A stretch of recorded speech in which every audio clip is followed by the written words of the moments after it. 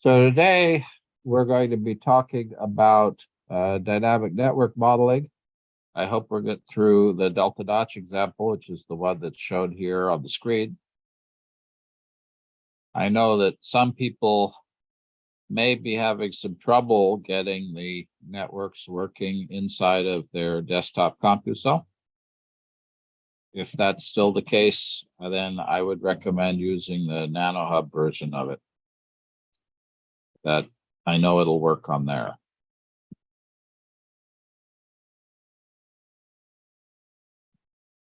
So I hope there aren't too many problems with that for people.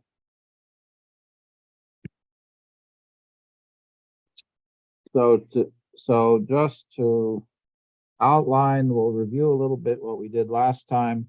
You may want to have those Antimony cheat sheet. Again, Antimony has very simple syntax, but even the simplest syntax requires some remembering of how things are done.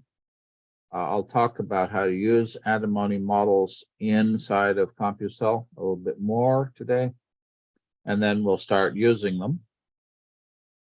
And I know a number of people have used steering panels in their projects.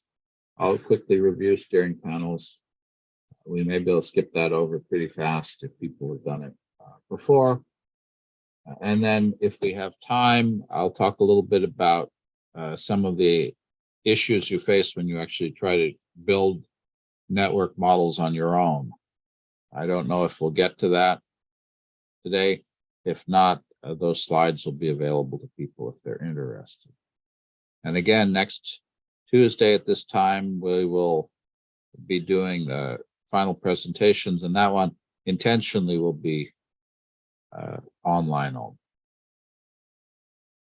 So last time now being 2 weeks ago, because before we had your presentations, we talked about applying explicit forces to cells. I know several people are using explicit forces in their class projects. There's that external potential plugin. And then inside of CompuCell, you set lambda vec x, lambda vec y, and if you were in 3D, you would set lambda vec z to apply a force, explicit force to a cell. We introduced biological networks as a concept. The various kinds of biological networks, from a mathematical point of view, they're all the same, although the main ideas in terms of what they represent can be quite different. The idea of chemical reaction and metabolic networks, which create the components that cells depend on, signaling networks that are involved in information transfer, regulatory networks that turn genes on and off, and then at the whole body level, the transport networks that move molecules around the body. All of those can be represented as reaction kinetic networks. We're going to be using, again, antimony and tellurium. I've given you some basic reference material on that. And the main reason we're using those is that they're easy to learn. If you want more details, again, I'll be teaching a course on it in the fall. Some of you have had that already, but if you want to dig in more, you can do it then. The basic concept in antimony is a chemical reaction. Here I've written A plus B reacts to form a product C. There's a rate of reaction, VF. That rate of reaction typically will depend on the amount of A and the amount of B, or the concentration of A and B. In particular, if there's no A, you can't have the reaction. If there's no B, you can't have the reaction. The reaction destroys A and B, so there's a minus sign. It creates C, so there's a plus sign. In principle, this rate of reaction could depend on other chemical species. If this were modulated, regulated reaction, then there would be other components to the rate law besides A and B. The simplest chemical reaction that we're going to run into is mass action, which says that the rate of reaction is proportional to the concentration of A and B for a simple binary reaction, A plus B. That comes about mathematically from the idea that the rate of a chemical reaction depends on the probability of two molecules coming in contact with each other, and that probability is proportional to the density of the molecule.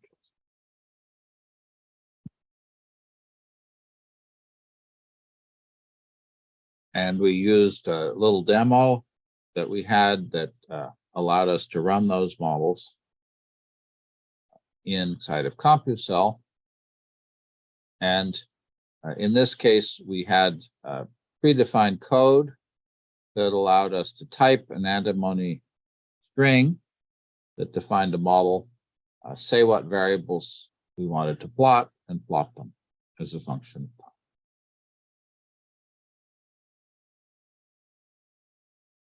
Computational has a variety of ways of connecting antimony models with the Computational.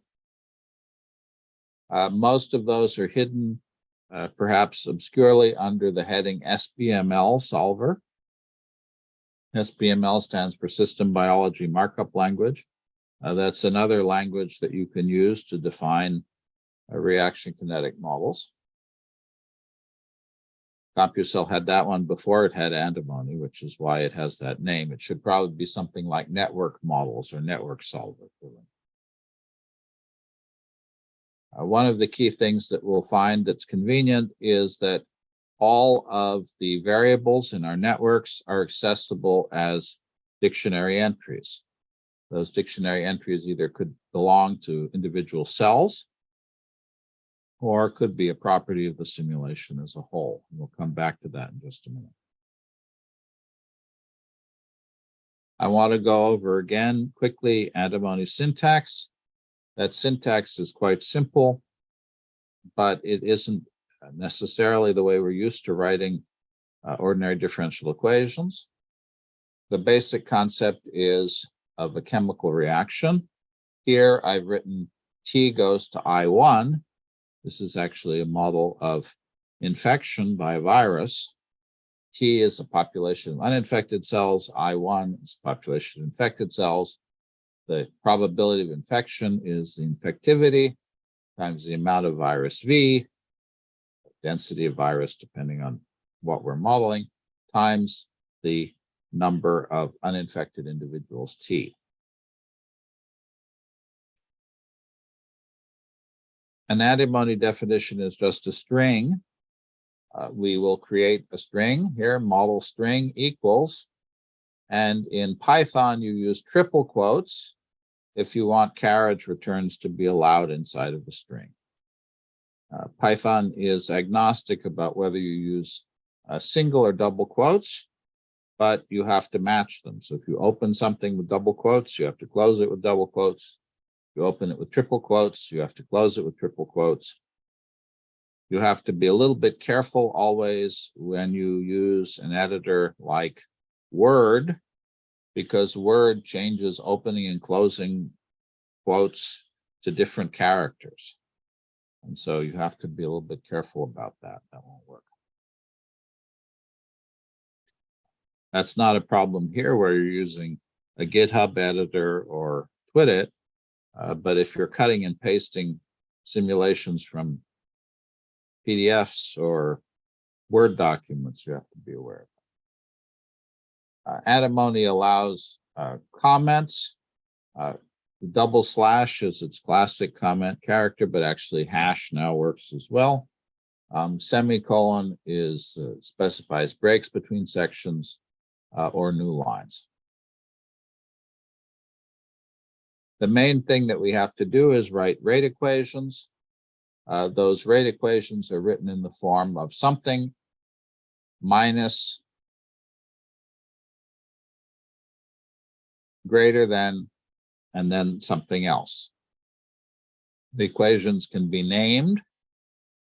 So E1 colon names the equation E1. E1 then is a variable which has the value of the rate law, which is written after a semicolon, here beta times T times V. So if I want to write A goes to B, I write A, arrow B, semicolon, and then the rate at which that conversion occurs. That's all you have to do. If we have a lot of different species and we actually have chemical reactions, 3 molecules of A and 5 of B give us 1 of A, 2 of C, and 9 of D. We write that exactly the way we type it. 3A, 5B goes to A plus 2C plus 9D. Notice no star, no multiplication operator. If we want to have a rate law that depends on multiplication, we use a star, but to represent chemical reactions, we don't use the star. So you'll notice on the rate law here, K times A cubed times B to the 5th. Exponentiation in antimony is at, not star star, the way it is in Python. Antimony is very compact for writing chemical reactions. This reaction here implies 4 rate equations, 1 for A, 1 for B, 1 for C, and 1 for D. And so if you're actually doing chemical reactions, antimony is a very compact way of writing things. So again, the important thing is to remember the syntax. Name of the reaction, colon, thing reacting, arrow, thing produced, semicolon, rate, semicolon. Sometimes we have a source coming out of the air, so to speak, or out of the liquid. That would be an arrow pointing at our species with a rate, no source. In this case, this represents a constant production of A. A sink would be the destruction of A, where we don't care about the product of the destruction. A goes to nothing at a rate K times A, what's called first order decay kinetics. A goes to nothing at a rate K times A. If we want to, we can write ordinary differential equations directly with a prime. T prime equals beta times T times V.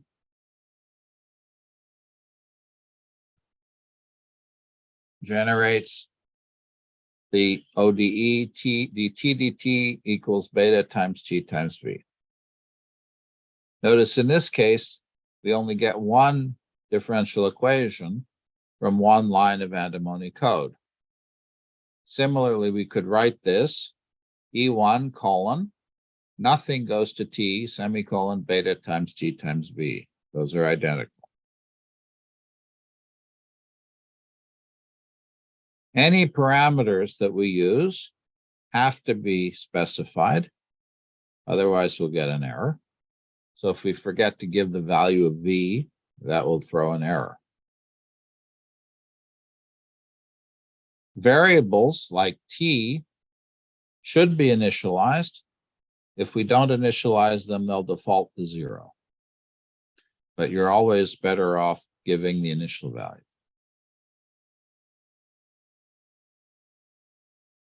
You can build very complicated models this way. In our old symidogenesis simulation in Computational that we use typically as an example of what you can do in Computational, there are a whole bunch of chemical reactions, 1, 2, 3, 4, 5, 6, 7, 8, 9, 9 of them. These are signaling and gene regulatory reactions.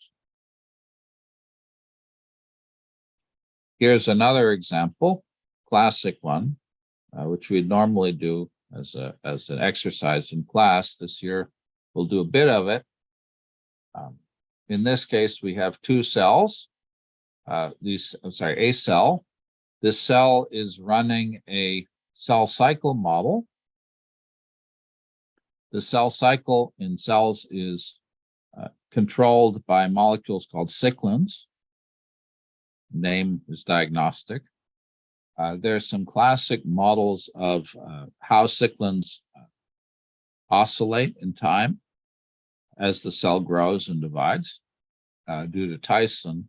This is a model of cell growth and division regulated by intracellular cyclin models, which one can run easily. There's some example code if you're interested in that.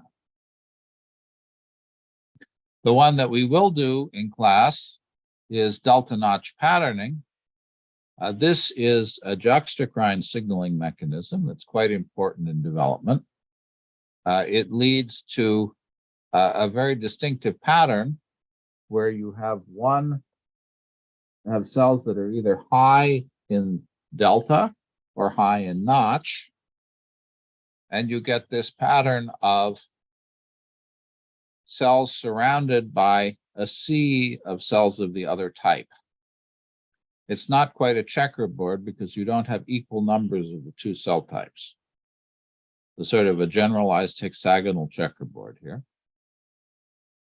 And this is a patterning mechanism that's very important in almost all early development, especially, for example, in vascular patterning.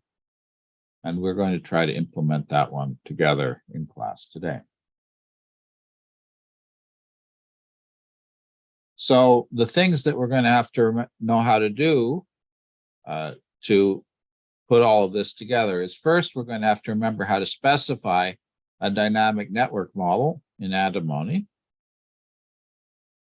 We're going to have to understand how to load that network model into either the whole simulation as a single model running in the background, or into individual cells.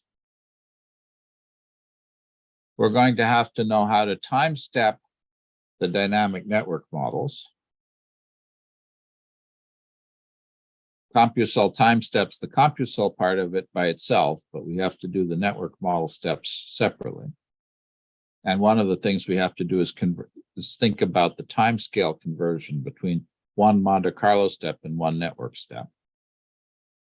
We'll have to read and write variables between the networks and the CompuCell layer, how to couple variables between cells, and then something that we're not going to do here, but that can be important in very complex models, is that you can load network models. You can also unload them. When cells differentiate, the networks that control them change. In principle, you could have all those networks present at once, but sometimes it's convenient and it's certainly faster computationally if you unload the models you're not using. So those are the key things that we have to be able to do. CompuCell has, as usual, standard syntax that allows us to do scoping. We can load a network model into all cells. We can load a network model into all cells of a given type. We can load a network model into a particular cell where we give the ID number of the cell. Or, as I said, we could load the network model as a background model that runs in the whole simulation. All of those are possible. All of those might be useful in different situations. Loading by cell type is pretty common. If one cell has one particular kind of control network, another cell has a different one, type of cell has a different one, it's convenient to be able to load those separately. Sometimes a specific cell does something interesting. We can always change the values of the parameters in the individual cells, even if they run the same model, which is pretty powerful. Or change the, interfere with the variables in particular.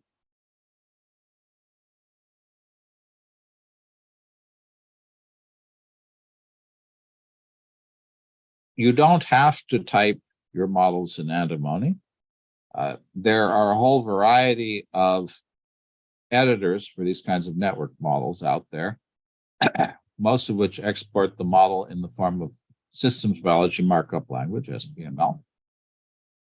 Some of them export the models in terms of in CellML, which is a different model specification language, or Antimony. And there's another model specification language for network models called MABOS, M-A-B-O-S-S, which Computational also supports. I'm not going to get to play with that here, but there's some interesting things you can do with that as well.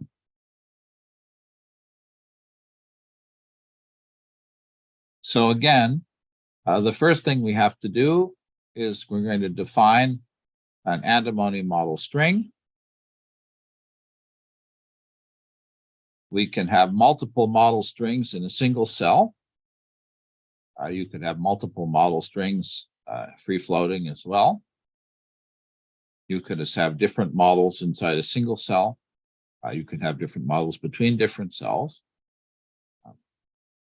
Clearly, if you're going to have two different models inside one cell, you better give them different names. Don't call them both model. And you do have to keep track of the conversion between antimony time, between network time and MCS time on your own. Computational doesn't do that for you.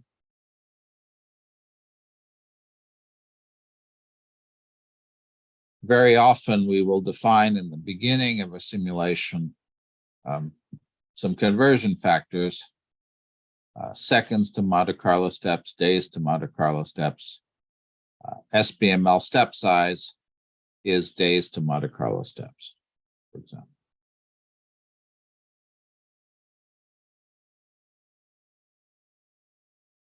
Okay.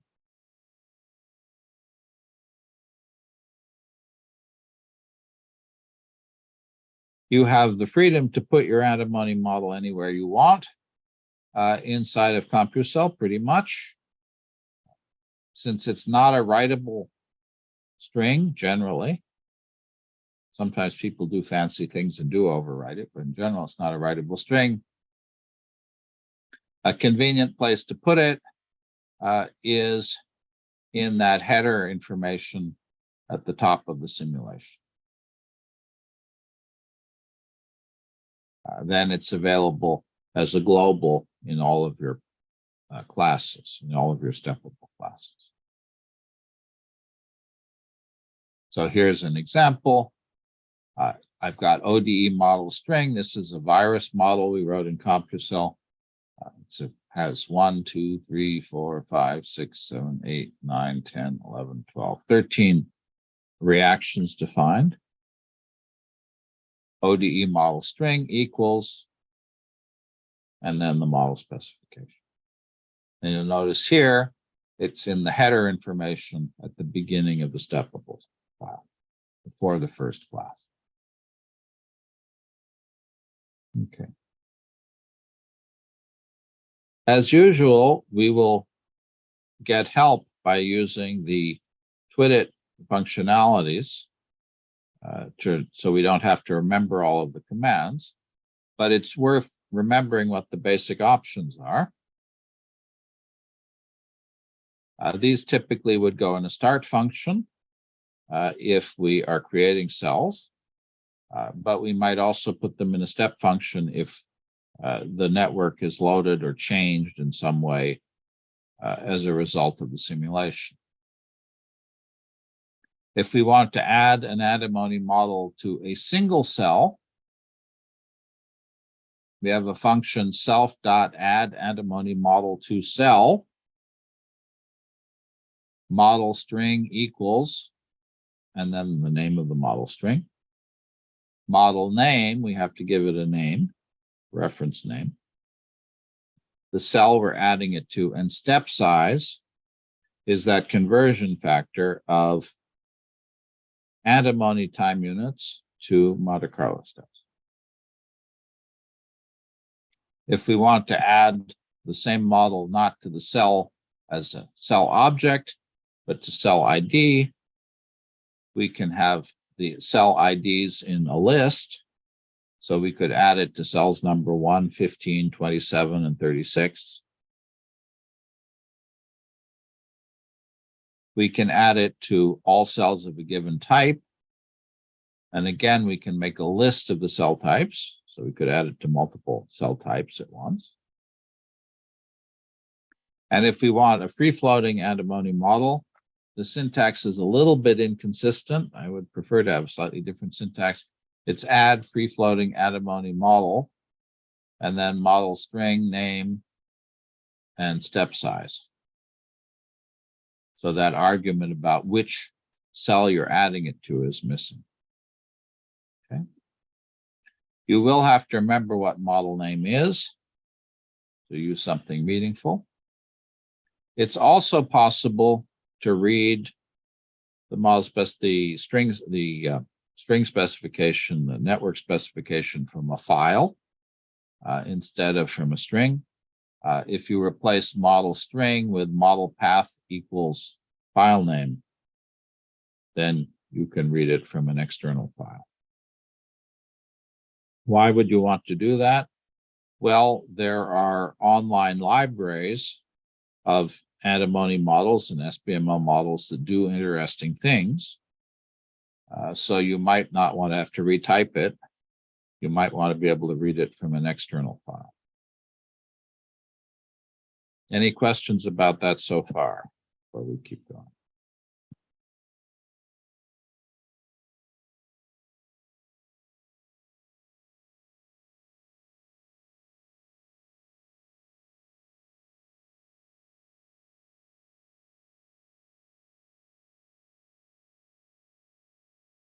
You can overwrite the values of the parameters or constant or variables in the antimony specification using an initial conditions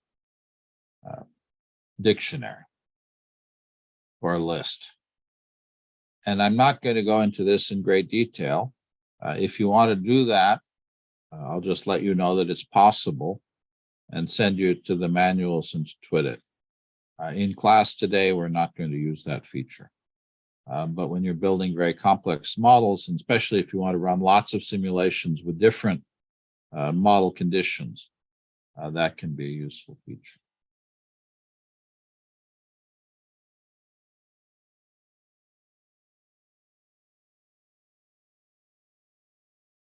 So let's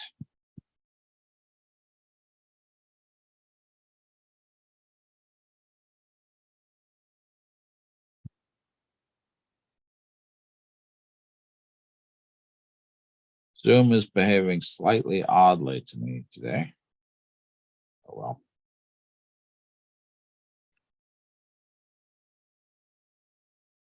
I'm not going to worry about it too much, I hope. Let's try this again.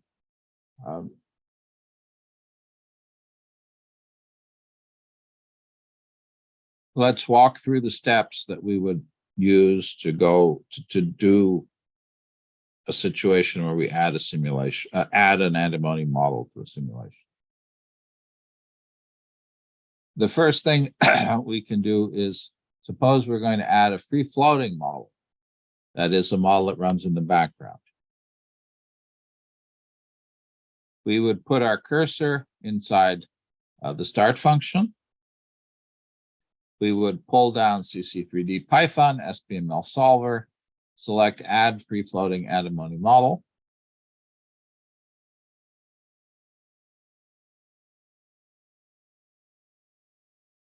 And that will paste in code. And the code will be a little bit long, and it'll have some things that we're going to need to edit. Here we see the results of doing that. Self.add free floating antimony model. And then it'll give us all of the possible, or not all, but many of the possible options. And we can't use all of these options at once. So if you try to run this as it stands, it won't run. So the default that the twit it pastes in is not an executable code. It'll say model file equals model file, model string equals model string. You have to select either reading from a file or from a string. Model name, initial conditions, and so on. Okay. In this case, typically what we will do is we'll keep the model string specification. So here we'll get rid of model file, keep model string, give model string the name of the model string we defined in our initialization at the top. We'll give it a name here, ODE model, and we'll define a step size here, what we defined as SBML step size. So in this case, you're always going to have to edit the boilerplate code that you get from Twitter. Once we have loaded that model, we have to time step it. It's an automatically time step. And so in the step function, there's a command self.timestep _ SBML. No argument.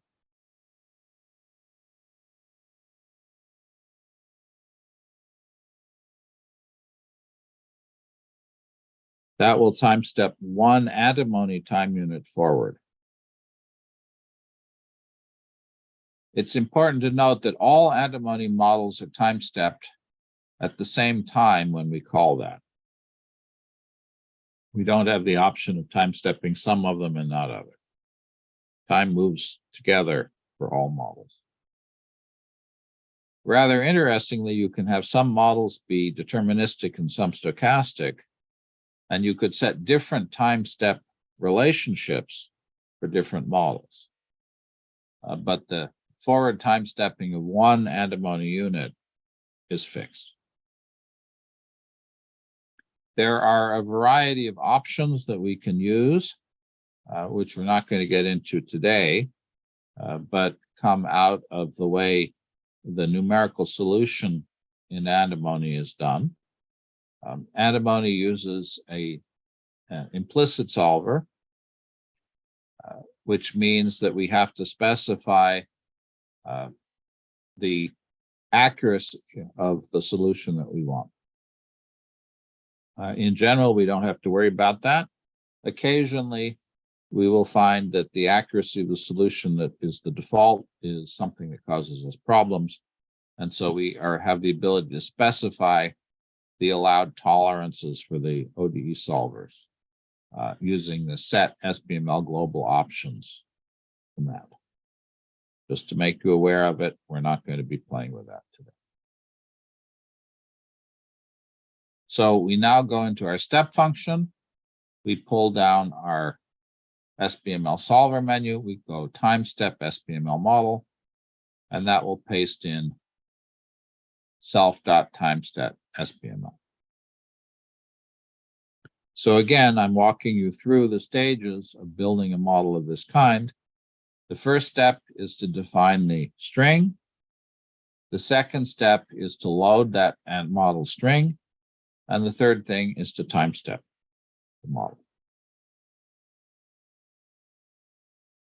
Once we've done that, we need to be able to read and write values from the antimony models into and out of the Python layer of our simulation.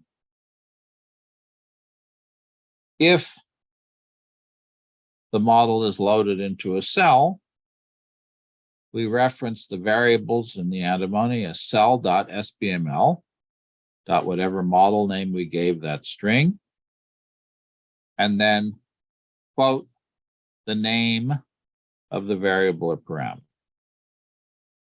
We can read or write equally to that dictionary entry. It's not read only or write only. If we want to read or write to the global model, which we loaded as free floating model, instead of cell.sbml, we use self.sbml.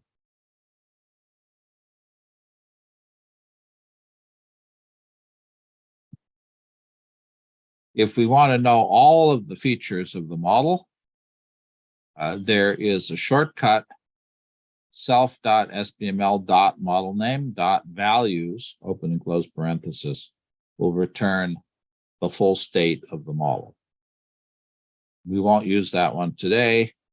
If you want to see that structure, it's something that's worth looking up or playing with. Okay. If we don't remember how to do this, here we're in the step function. SBML solver menu, get SBML value for free floating model, because we loaded a free floating model. And then that will paste in self.sbml.model name, square bracket, quote, value name, close quote, close square bracket. We have to substitute model name here with the model name we gave up here, ODE model. Value would have to be a value from the simulation that we got here. Could be T0, TI1, C, E, or any of the other parameters or variables we defined. I mentioned that we can do some other fancier things. We can copy a model from one cell to another. That will actually copy the full state of the model, all the existing variables, which can be convenient. And if we want to, we can delete models from cells. All right. So I'd like people now to try doing a little bit of an exercise. First, we'll have everybody try it on their own. Feel free to speak up, ask Giuliano for help. If the SBML antimony solvers are not working on your local machine, I know Elmer was having some issues with that 2 weeks ago. I don't know if anybody else. Is anybody else having trouble getting these working on their local computer?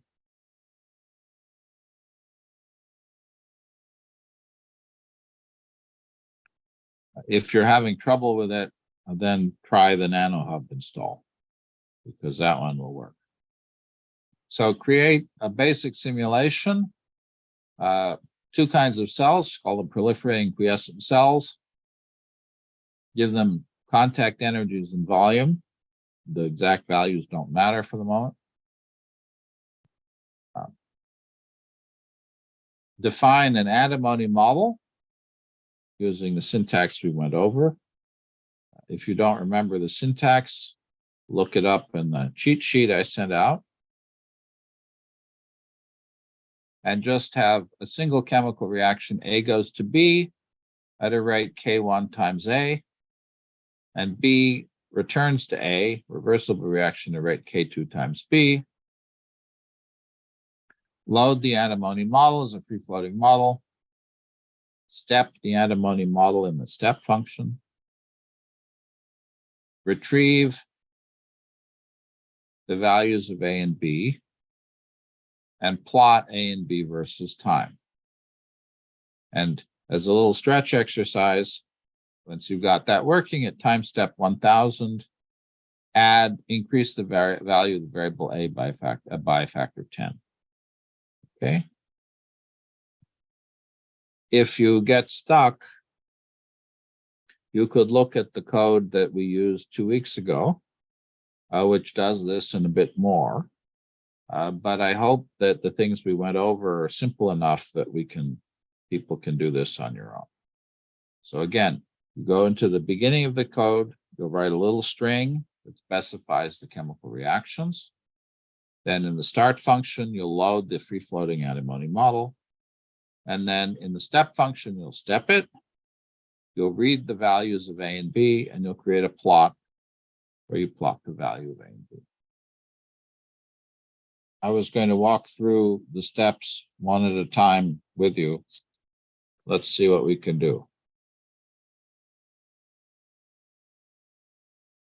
So the first thing that I want to do is generate a basic simulation template with 2 kinds of cells. So I'm going to go to CC3D project, new CC3D project, and we'll call it, well, I know that eventually this is going to turn into Delta Notch, but let's just call it lecture 15 demo in class.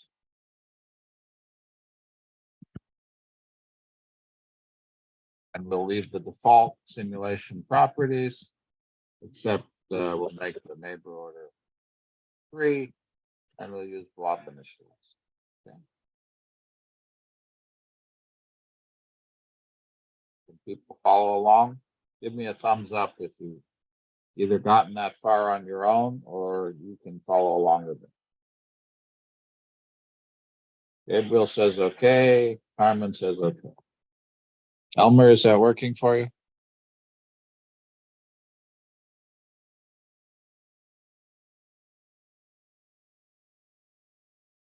Everybody got that? Okay. And we'll create two kinds of cells. I have trouble with the zoom control, but it's working. I just don't find my thumb. Okay. We'll call them proliferating quiescent cells, so we'll add those. You could just call them cell type 1 and 2.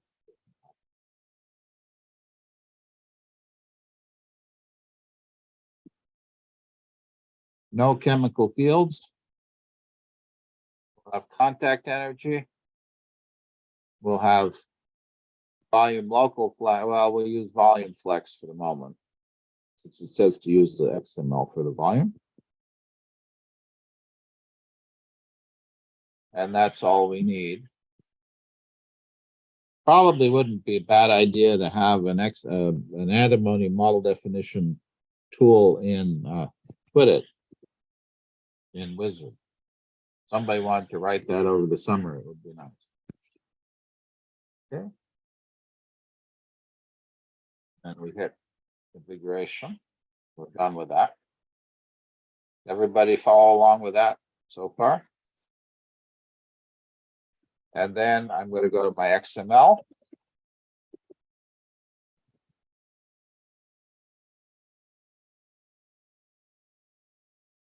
And I'm going to have to change the target volume here. Let's see if I can move this a little bit so it's a little easier to see. Target volume, I don't want to make it too small. It's always the problem here. I'm going to make the target volume for my two cell types 125.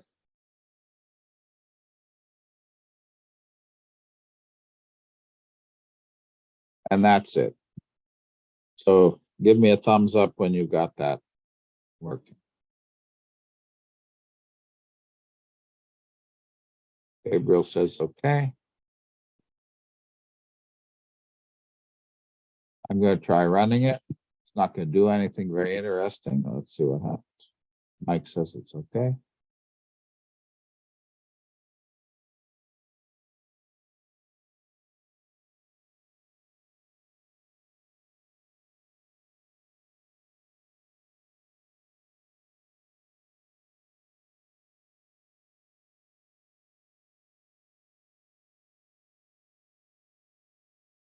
I run it. Basically, not much happens. Okay. You get something that looks like that when it works? Everybody? Your colors may differ. Elmer says it works. All right. So now I actually have to do something. So I'm going to go into my Python.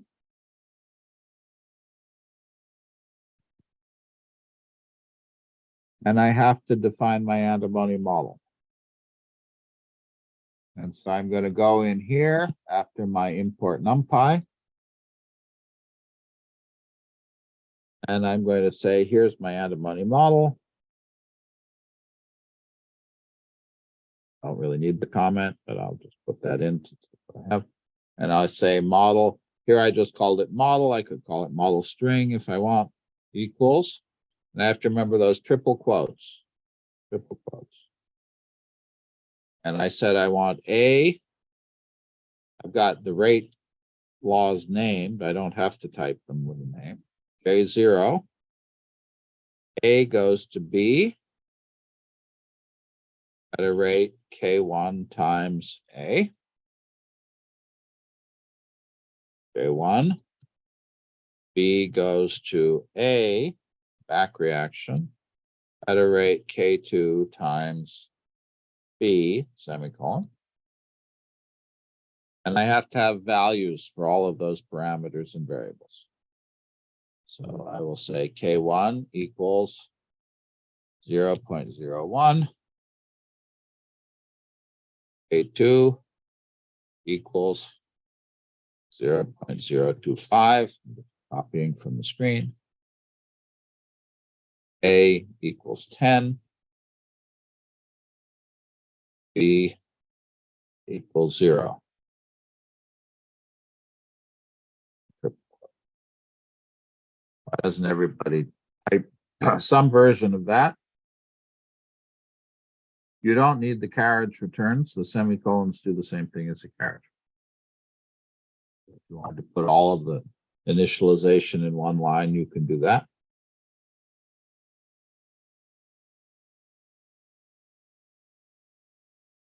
So why don't people try typing that and see whether it works. So it shouldn't do anything. If you save this and run it, it should do nothing because this is just defining a string. So far, it's not doing it. Does the order matter? J definition before K. No, the order of lines in antimony in general is not significant. The one time it is significant, well, let's just say in general it's not significant. There are a couple of exceptions to that rule. But one of the things that you have to remember about antimony is that it's not a programming language, it's a model specification language. It's parsed and compiled. And the order doesn't in general matter. Good question.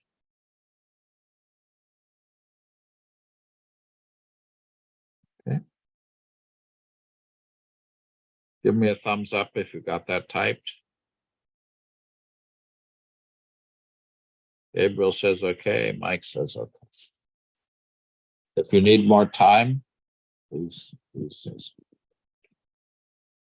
Okay, the next thing we have to do is we're going to load the model.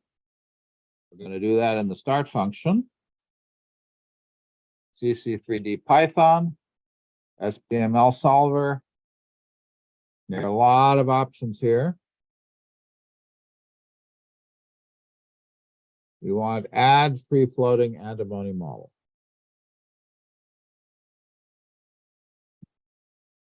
And there's a lot of comment, which we don't need, which explains how to use all of the options that we have. I'm going to get rid of that for the moment so things are a little easier to see. And then, as I mentioned, we're going to have to do a little bit of editing here. We're not reading from a model file, so we get rid of model file. Model string, we have to use the name we gave it here. We just called it model. I called it model. If you call it something else, you have to put it here. And then we have to give this model a name. We're going to be referencing it by that name in the future. So let's pick a name. Call it reaction. My model. And then we need the conversion of antimony steps to Monte Carlo steps. At the moment, we have no idea what that should be because we don't know what it's going to look like. I'll just use 1.0 as a default. And then all of the other things that are options, we're going to get rid of. You wind up with something that looks like what's here, except that I gave the name, my model name, something different. Okay. So why doesn't everybody do that? I'm going to pull this over so you can see the whole line. A little bit long. Give me a thumbs up when you got that one.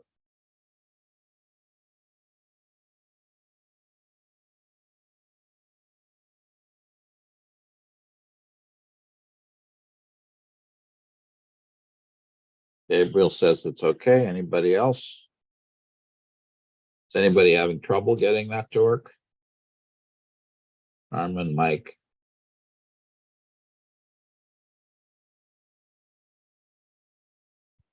All right. Now we have to time step it. We don't need this for cell and cell list. So here in the step function, CC3D Python, SBML solver. Down here, time step SBML model.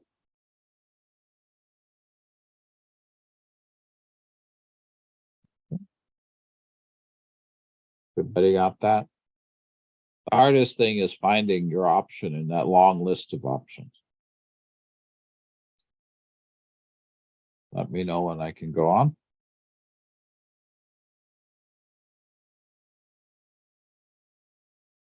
Let me check that I didn't crash my simulation.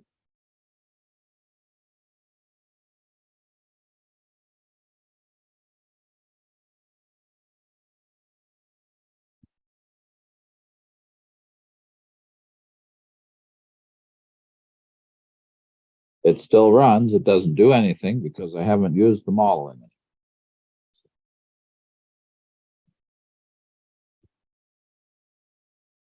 Everybody got that? Anybody need more time? Ibrahim, is that working for you?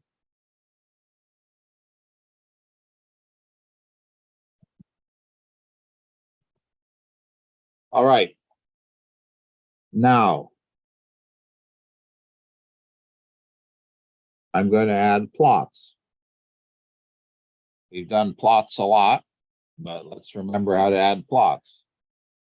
I'm going to go to the start function, go to CC3D Python, scientific plots, setup. And I'm going to create a plot, and I can call it, typing free-floating model variables is a bit much. Let's just call it model. X-axis is fine, Y-axis is fine, so I'm not going to change anything else. And I need to have my variable names here, A and B. And I'll make them both lines, or make them both dots. Consistent with that up there. And I'll make them both size 5. Okay.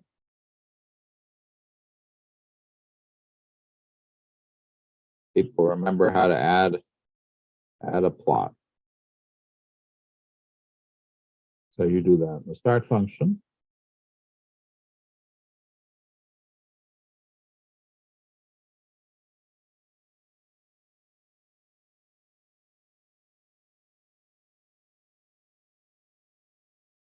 And now, in the step function, I have to actually plot my values. And so the first thing I'm going to do is say that A equals, and I can use if I don't remember how to reference values, let's go to say, how do I read out the values from my network model? I go to SBML solver, and then all the way down at the bottom, get SBML value for free floating model.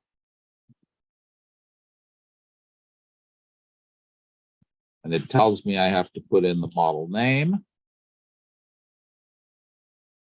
And my name was not very it's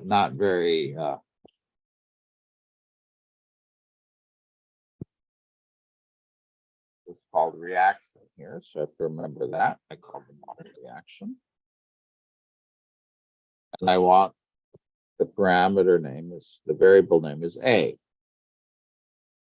So I'll set A equal to that. And I'll do the same thing.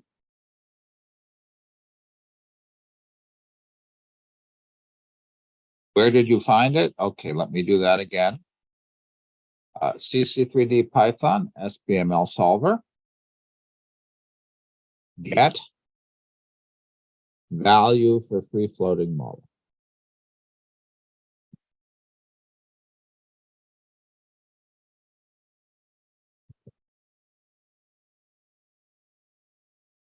Now I rename it action. And I want, reaction. And I want B.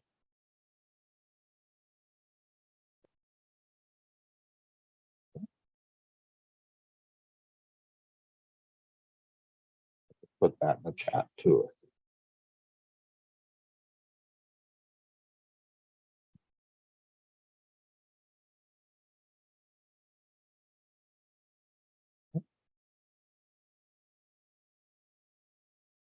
And then the last thing I have to do is plot it. Scientific plot, add data point.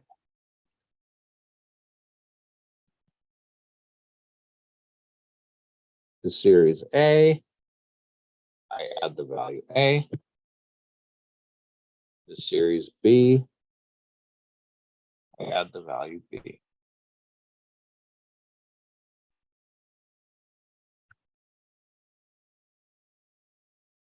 Why doesn't somebody run that?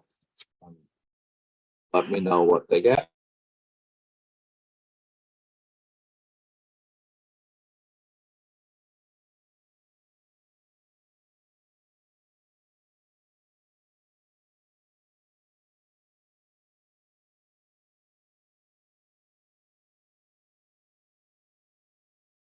Hey, Mike, do you want to try showing us what you got?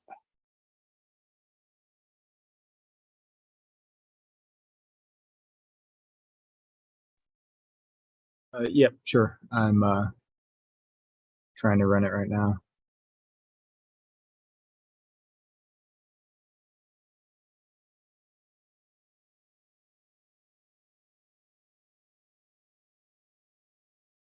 Okay.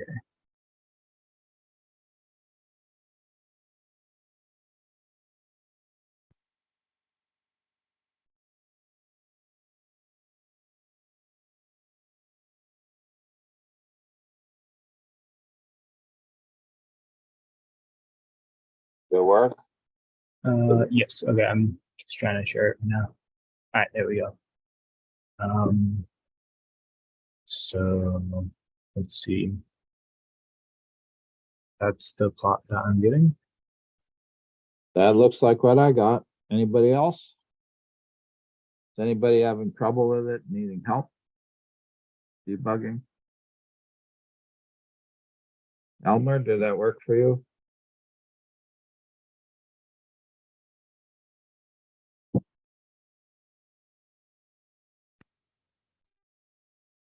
I quickly share my screen. I have something strange. Go ahead.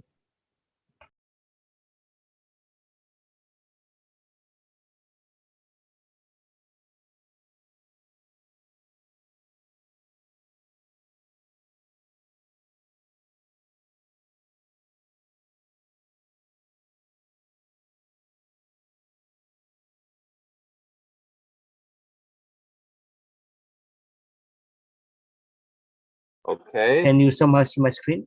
Stop. I think I know think the reason could be that I have not the right volume from my cells because I understood you said 125 and that's a bit big, but it starts here by it doesn't look like the other one, right? Why don't you show us your code? Let's take a look at it. So the first thing that I not totally catched was here by was this one target volume 125? I get that. That's a good thing to look at, but I guarantee that's not the problem. That was not what you said. I said I guarantee that is what I said, and that's fine. Okay, great. But I guarantee that's not the problem. Okay, then So let's look at your model definition. Yeah. So this is my model definition. So I have J1, J0, J1, my AB that looks good right here, and I specify 0.1. Maybe this is wrong. That should be okay. 0.025, 10, and 0 for B. Okay, that looks fine. Then I add the model here, and I have here the model string.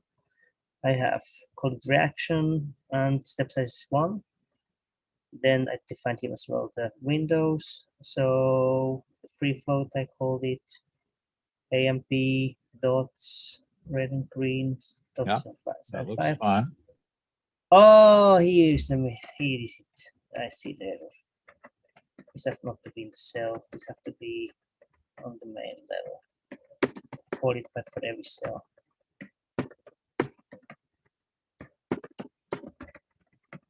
So you were time stepping the model 100 times per step. Yes. My processor couldn't handle that. Okay. So let's see if that helps things. yeah, let's see. Servidor and then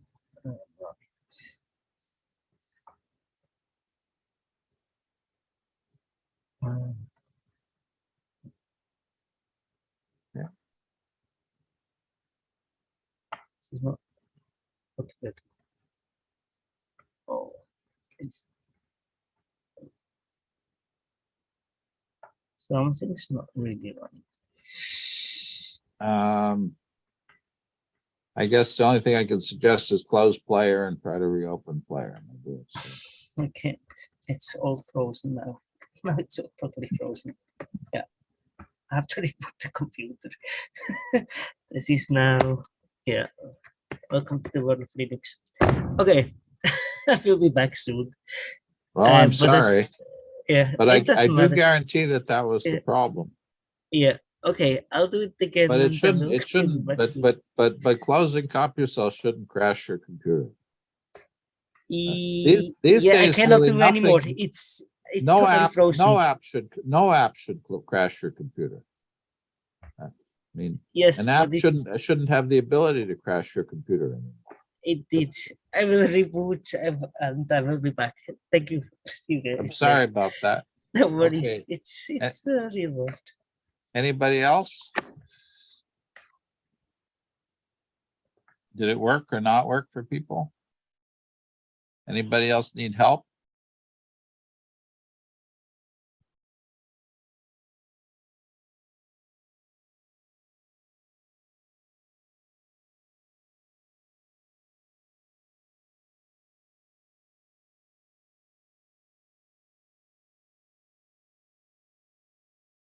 Okay.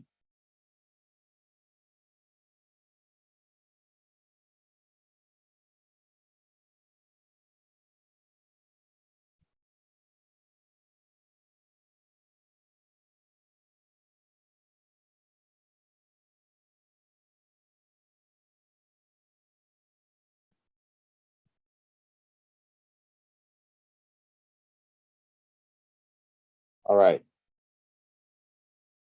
So I hope nobody else had their, well, if you're still in the Zoom, I guess it means your computer didn't crash. Did it work for people? So here's the result that I got, which is more or less what Mike got. So I think it should be okay.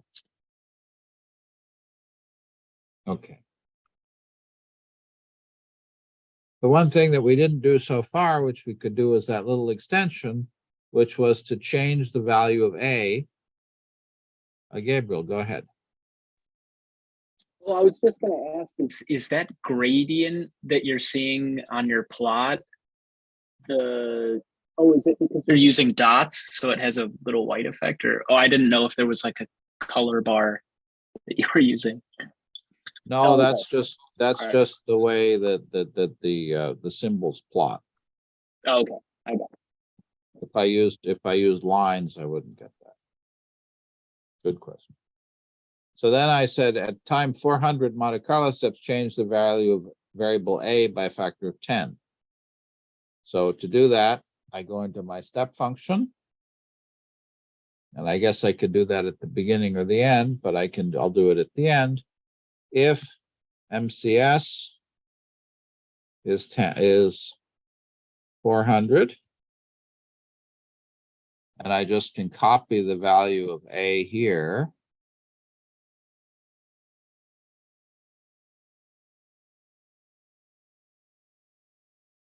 Times equals 10.0. Give that a shot. Try that. Let me see what happens now when I run.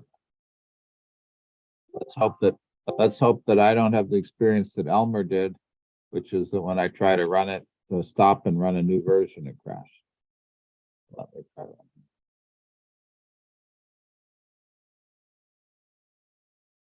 Well, it crashed on mine.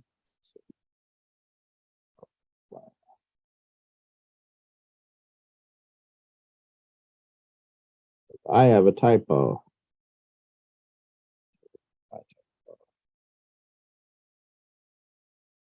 Ah.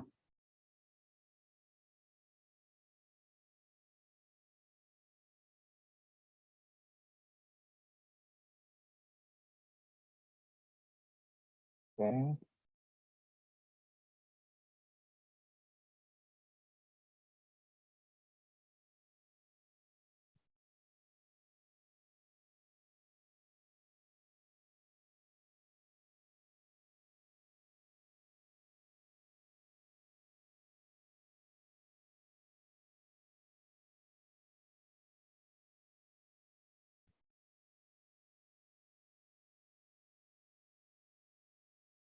Okay, let's see what we got.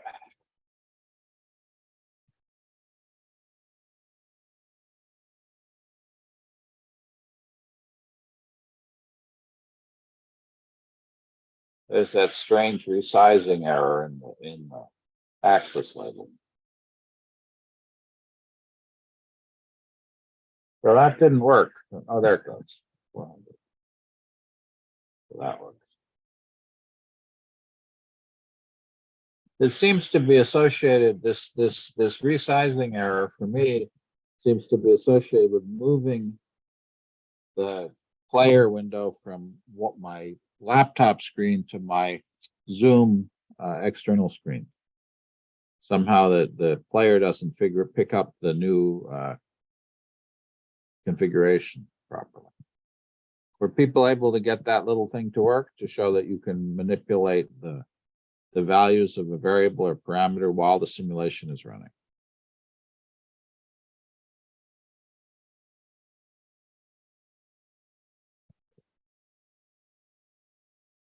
Okay. So now I have another little exercise. Now what I want you to do is we loaded a free floating model. That's not so exciting. I'd now like everybody to try to load the model into, let's not do A and B into a single cell or into all cells. Well, into all cells. Let's just do into all cells. So load the model into all cells. Actually, having said that, that's also not so interesting. Load it into all cells of the type proliferating. And then add two attributes A and B to the cell dictionary and display them as auxiliary fields.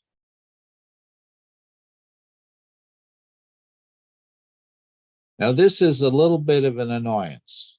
You'd say the values or parameter are dictionary entries anyway. Why can't I just have a dictionary entry display as an auxiliary field, a tracking field, without having to reload it? And the answer is that these are dictionary entries for the SBML model or the antimony model reaction. They're not dictionary entries for the cell. And so you will have to do that copy. Is it clear what the little assignment is? So you're going to use exactly this simulation, except instead of doing the add free floating model, you'll add the antimony model to all cells of type proliferating, or whatever you decided to call those cells. Okay. And then here, where we're copying the values of A and B, instead of putting it into A, we'll put it into cell.dict A and cell.dict B. And then back up here after our init, we'll create a tracking field for A and B. All right, give that a try. Questions, just ask. You keep the simulation as before, except you're going to change this add free-floating antimony model to an add antimony model by cell type. And you'll find that in the Twidit menus. Then here, instead of saying A equals, you'll say cell.dict A equals, and instead of self.spml, it will be cell.spml. And then the last thing that you'll do is at the beginning here, after steppable base pi, you'll add the tracking field. So the first thing I'm going to do, I'm only going to load it by cell type. I'm not going to do all of these options. So here, where it says add free floating antimony model, I'm going to get rid of that. And I'm going to come up here. I'm going to have to do a for cell. I'm going to have to do it to all, well, sorry, no, free floating antimony model, I don't have to do that. I'm going to do it by cell type. I'm going to go through SPML model, and I'll say add antimony model to cell types.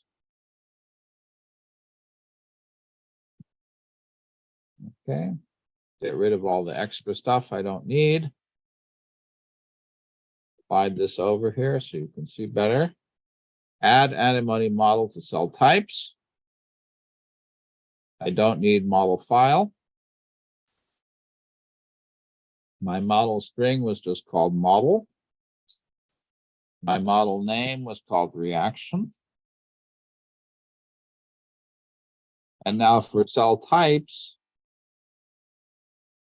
I had proliferating, and this is the one of these funny times I have to put it all in all uppercase. Proliferating. And I only have one cell type. My step size was 1. And I'm not using all of the other functionality. Okay. Everybody got that? I still need to put this inside of a loop. No, I keep saying that, and then I don't. I need to do it later. The loop I need later. So now I've loaded it. It does the loop for me.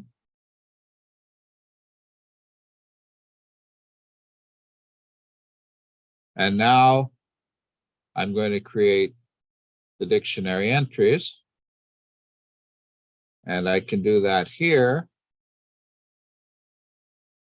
Instead of A, I'll say cell. Now I do need the loop. So now I'm going to create a loop. Visit all cells.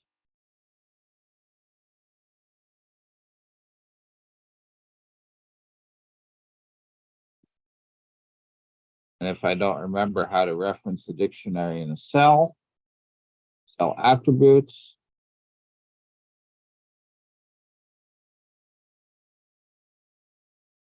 Access modified dictionary attribute.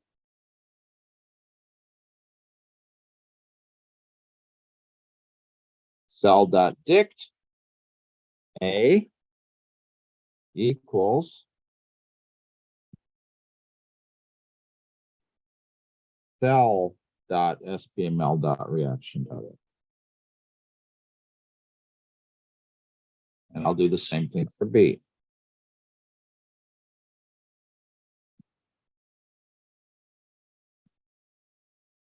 Okay.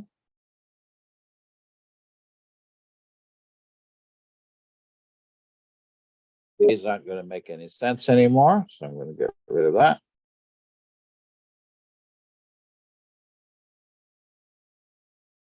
This isn't going to make any sense anymore, so I'm going to get rid of that.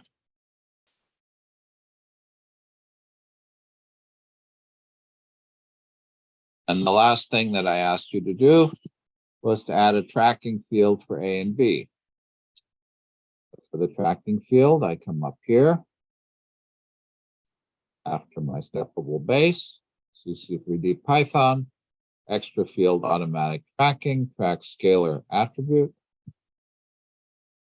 We call the field A, attribute name A.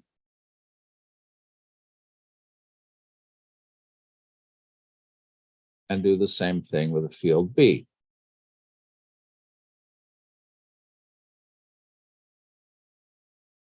Okay. I did something wrong. What did I do wrong? I outsmarted myself.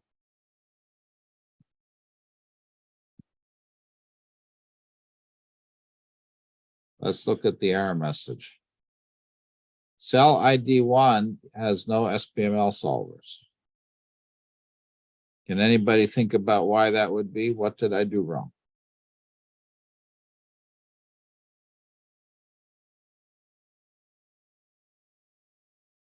Have you to add an SMB solver to all cells, and now we have only cells for one cell type? Right. So what I did wrong was that here I added them only to proliferating cells.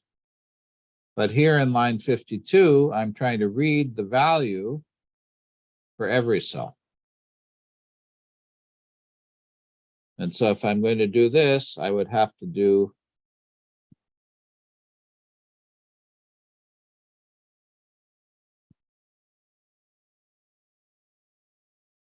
for cell list by type.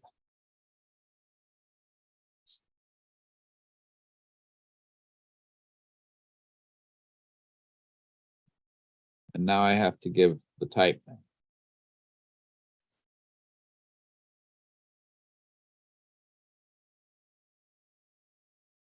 Because I can't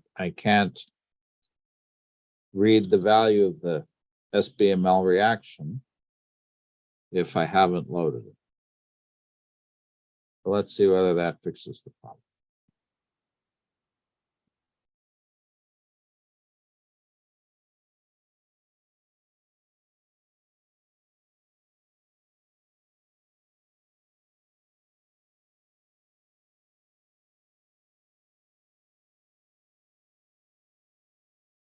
Okay. So now let's create a new window. Cell field. Where is it putting the?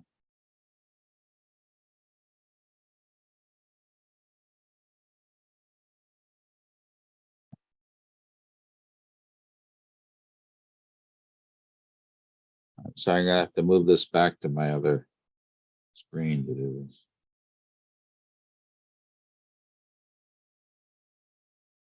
So now if I plot the value of A, you'll see these are the value of A inside of those cells. There's nothing inside the other cell type, so it gives me 0. Let me Can I start. quickly share my screen? Somehow my code still tries to find the free floating model that I have commented out, and I Okay. don't totally understand. Okay, let's take a look. Okay, hopefully it doesn't crashes.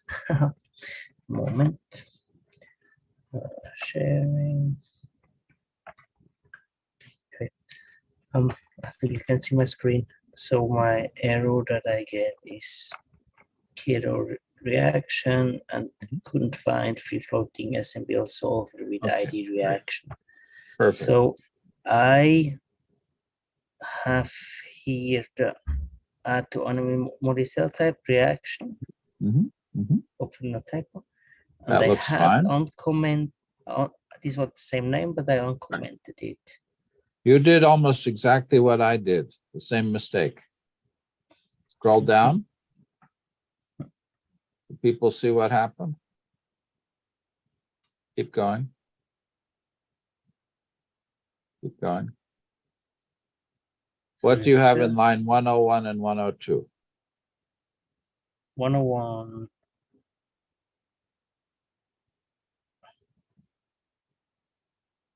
Look at line 101 and 102. Oh, huh?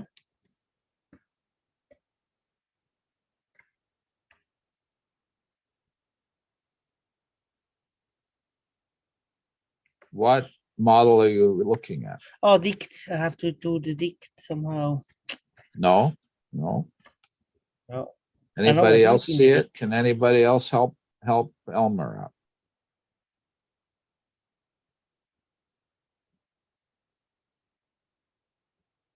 The SPML belongs to what? Global. You loaded an SPML model Oh, into I have to each do the cell cell, individually. right?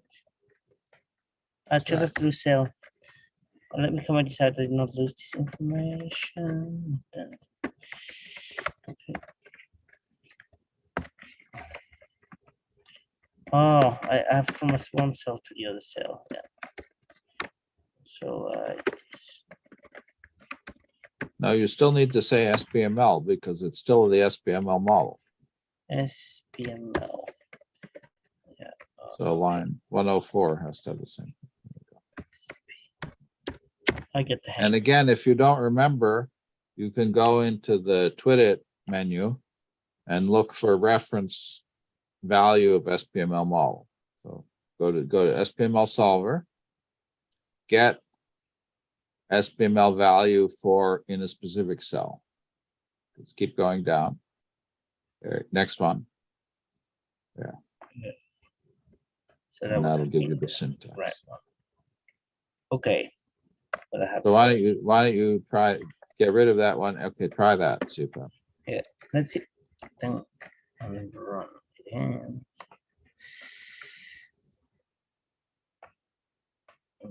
Usually. Now you'll Not have to much. change cell field to A or B. So in the cell field in graphics 0 window, you'll have to Sorry. change what you're displaying. Here I can go to No. oh no. A. There you go. B. Yeah. Anybody Yeah, else? of Does that course. work? Great. That looks good. Cool. Yeah. Thank you very much. Okay, anybody else? People need more time. Did it work? Not work?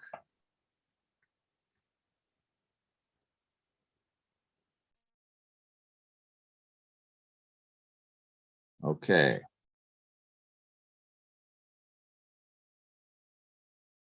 The other way to handle things, which I have in this line here, which would have saved myself some trouble, was a command that we haven't talked about in Computational. It's a classic Pythonic command, which is try. Are people familiar with try as a concept? In general, it's bad form to write code that could fail. One of the few times that you normally will write code that could fail is when you try to open a file, because you might not know whether a file exists or not, and you don't know it until you try opening the file. And so you say try, and try in Python creates a trap where if the command fails, you go to an except function, and then you can do something. So instead of having your your code crash, you have error trapping built in.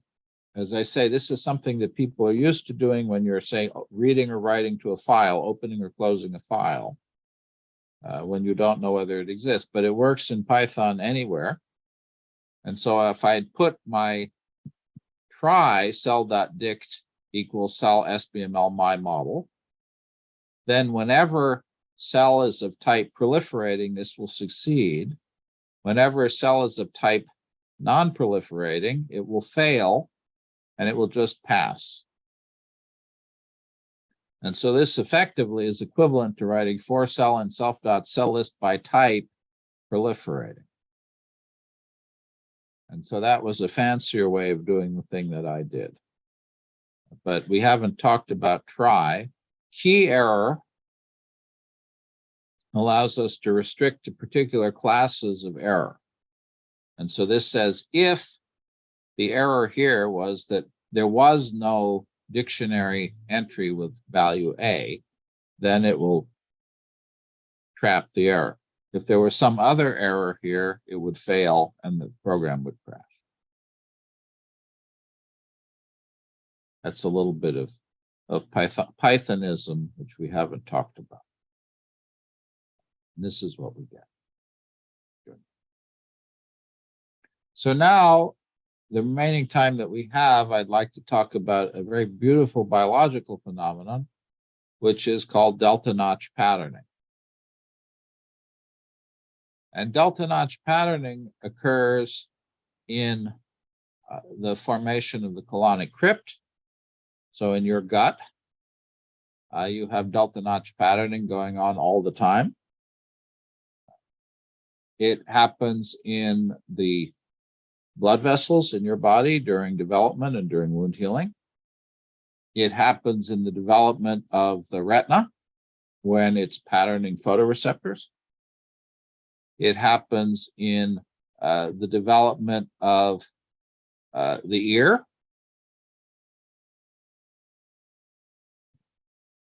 Anytime when you want a cell of one type surrounded entirely by cells of another type, you'll run into delta notch pattern. And it's associated with cell fate. Delta notch patterning is what's called a juxtacrine signaling mechanism. That is, it operates between two cells that are in physical contact with each other. It's also heterotypic in the sense that you need to have molecules of different types on the neighboring cells.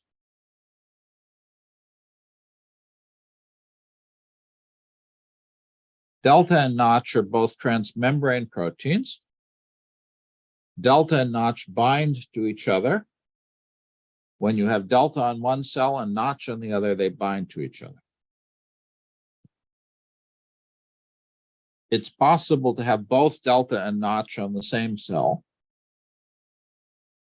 And so it's a little bit, you can have both signals present at the same time.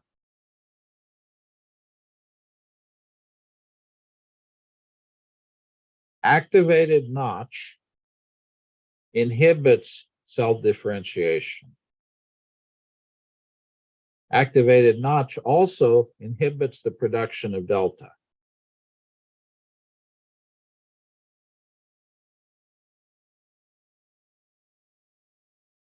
And so an activated delta cell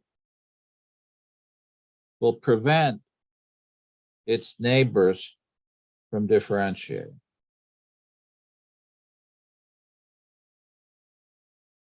An activated delta cell will differentiate and then will prevent its neighbors from differentiating.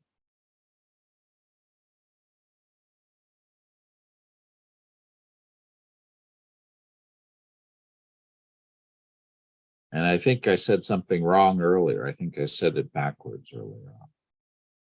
It's a little tricky because the behavior in cell A does the opposite to cell B. So it's easy to get a sign error when you're walking through it verbally.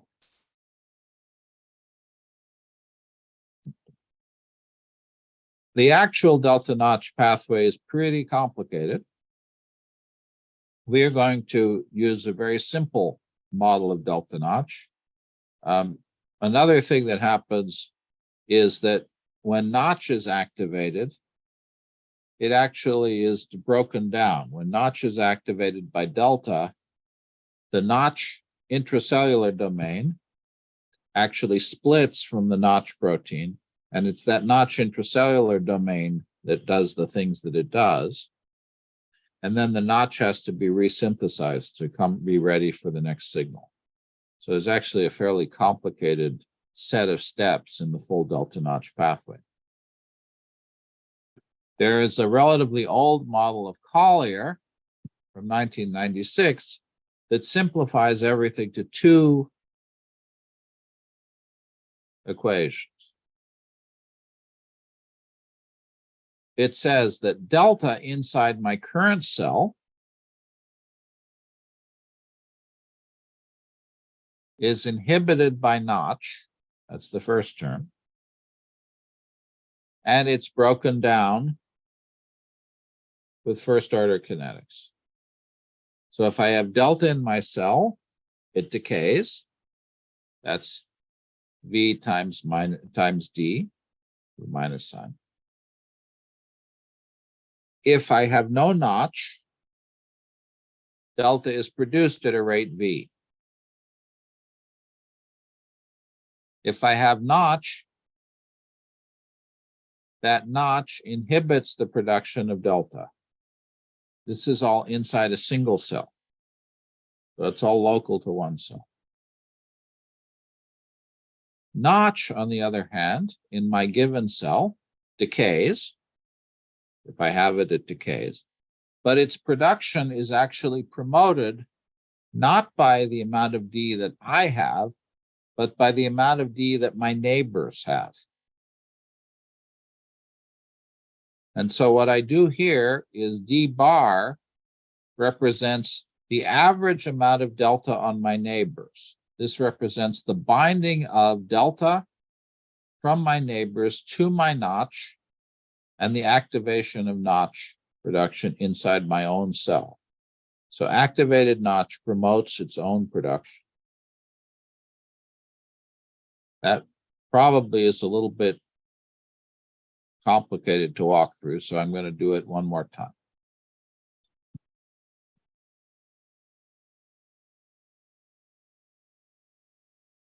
So again, what we have here is the following. Let's start with notch.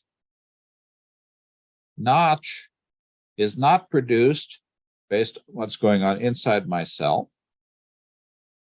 It looks at the signal from my neighbors, delta. This is an activating Hill function. So the more delta I have on my neighbors, the more notch I produce. Once I produce notch, it decays. Delta, if I have no notch, is produced and decays. If I have notch in my current cell, that reduces the production of delta. That's the basic problem. So I'll let people digest that a little bit. Okay, so it's important to remind you the dark colored cells are high delta cells. You can check to see whether I got it right or wrong when we come back in a minute. So when a cell receives high level of delta from its neighbors, its notch level goes down, and you'll get this high-low notch patterning that we'll see like this. So we're going to use the simulation that we started out with, basically the same kind of template we started with, but we could start from scratch if we want. Define a 42 by 42 simulation domain. We'll just have a single type of cell to begin with. Or you could use the simulation you already have and just use proliferating cells to begin with. Use volume local flex. Use the uniform initializer to fill the whole simulation with cells of size 7. And you can give them a target volume of 29, lambda volume of 2. Write antimony string corresponding to these models. You can use the ODE formalism for it. We'll load the antimony model into all cells. We'll give random initial values of delta and notch. And then the key thing is we'll calculate the D average for the neighbors. And then we'll display the values of delta and notch. And I'll walk you through it. And then if it's a little bit too fast, we can come back and do it. You can play with it. So again, what we're going to do is create a space filled with cells, use a uniform initializer. We'll type the model in Antimony, we'll add it to all cells. At each Monte Carlo step, we'll loop over each cell. We'll loop over the neighbors, we'll calculate the average D from the neighbors. We'll set the new value of internal D, and then we'll visualize the pattern. And when we run it, we're going to see something that looks like this. So let's do this together.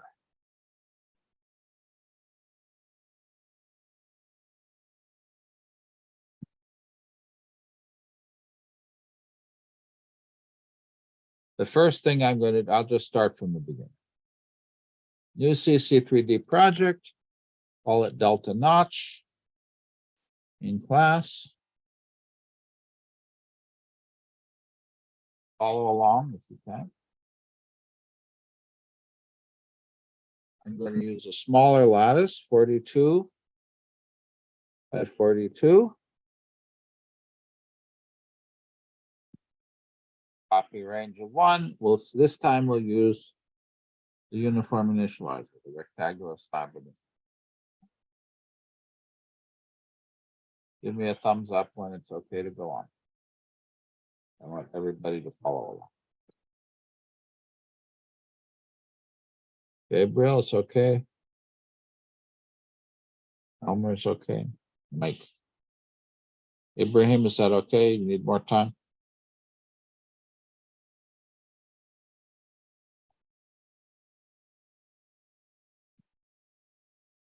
Okay. And I'm going to call one type proliferating. And I said only to do one type, but I'm actually going to create, well, it's all right. Let's just do one type. Next, no chemical fields. I'm going to use contact energy. I'm going to use volume local flex. Everybody got that? It's okay to go on here. Thumbs up, thumbs down. Okay, next. Finish.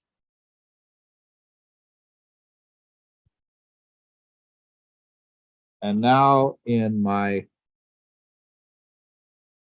XML, I'm going to have to change my uniform initializer to be the whole lattice. Box min is 0. Box max is 42. And I said I wanted my cells to be 7 by 7. So go into the XML, change the box min and box max to 0 to 42.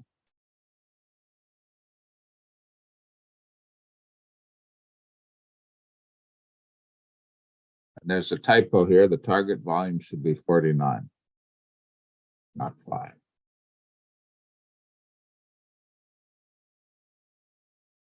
So now in my Python, in my start function, I have to iterate over all cells. Iterate over all cells. And I have to set cell dot target volume.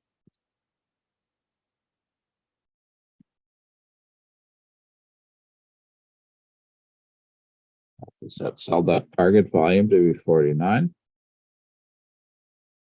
And I need to set my cell dot lambda volume to be 2. Okay. Does that work for people?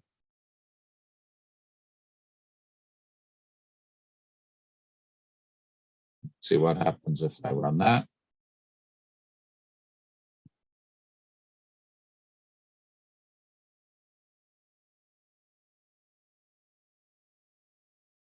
Not much. People get that to work? Anybody need more time for that? Okay, now I have to write my antimony string. So remember that goes up here. Actually, I put it in the wrong up here before the class. So let's call it delta string maybe equals 3 quotes. And now I can use the ODEs or I can use the reaction form. I need one for D and one for N. If I want to write it as an ODE, I write D prime equals, and I need V times, and now I just type what I have. 1 divided by 1 plus V times N. I have to remember exponentiation is up caret rather than star star. We're not in Python. We're in C++.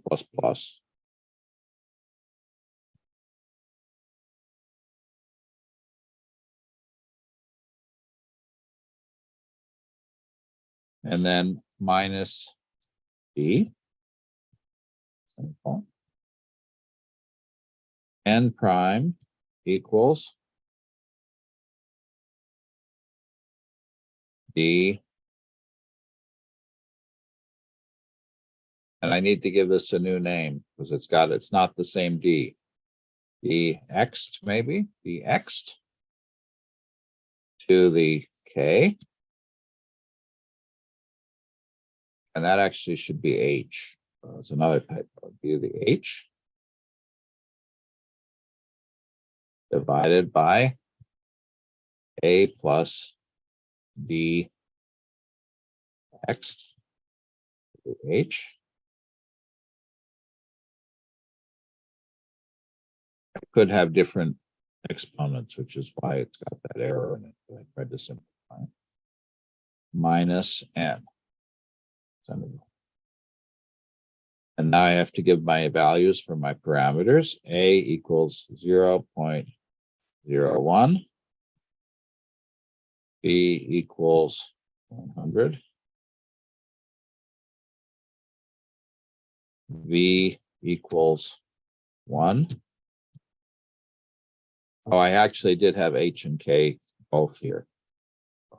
I didn't have a typo. Okay.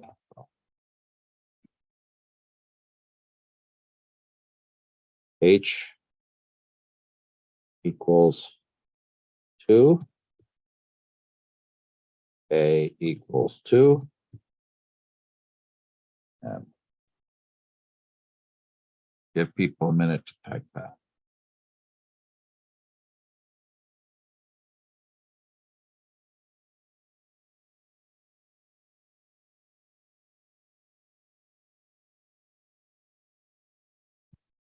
And if you catch me making a typo, please speak up. Okay.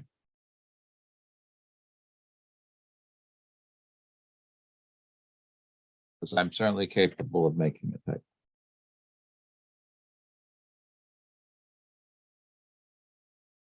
Does that work for people? Gabriel says yes.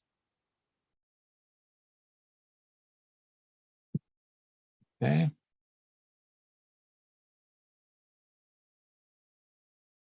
It's not quite the same way I typed it there, but it's pretty close. I didn't give the initial values of D. So let me do that. D X equals 0.4. D equals 0.5.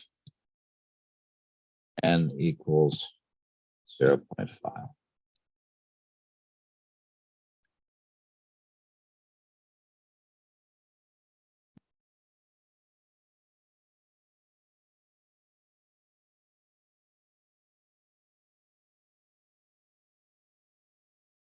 If I don't specify those initial values, they'll all be set to 0.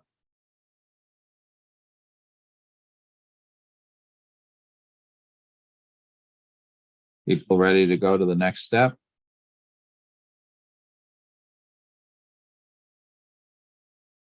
I'll wait for a thumbs up. Ibrahim says, okay. Elmer, is that all right for you? Gabriel, Mike. All right. Now I actually have to do some work. I'm going to first, in my start function,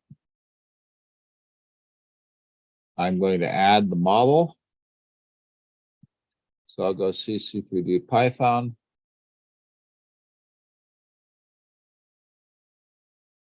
SBML solver, add antimony model, and I'll do it to individual cell. In the example I have here, I actually did it by cell type, but since I got a loop already, I'll just use it by cell.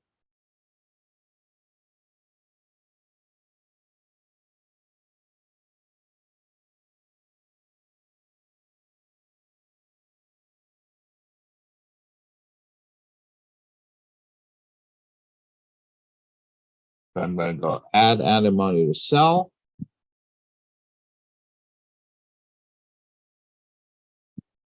To get rid of the model file. I called my model string. What did I call it? I called it delta string. Remember that. Call it delta string.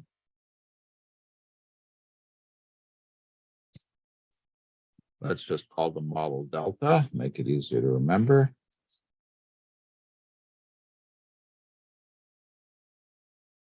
I'm just adding it to cell. My step size here, I made it 0.2. Let's try that.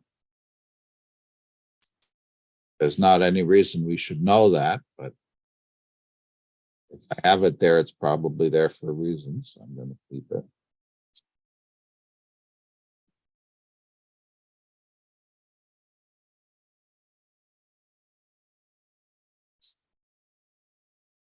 Right. So that's what I have for my model load.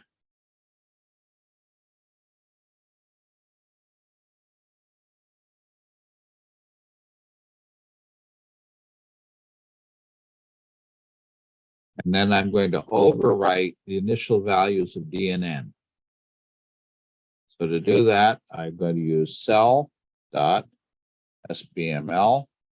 dot model name, which is delta. And then I have a dictionary entry for D.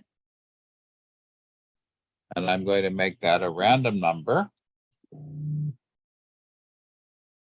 And I'm going to make it between 0.9 and 1. So I'm going to use, I'll move over here so you can see that. I'm going to use numpy dot random dot uniform. That gives me a uniform distribution between the range I specify 0.9 to 1.0. And I'll do that for D. And I'll do it for N. Okay. I'll wait to make sure everybody got that.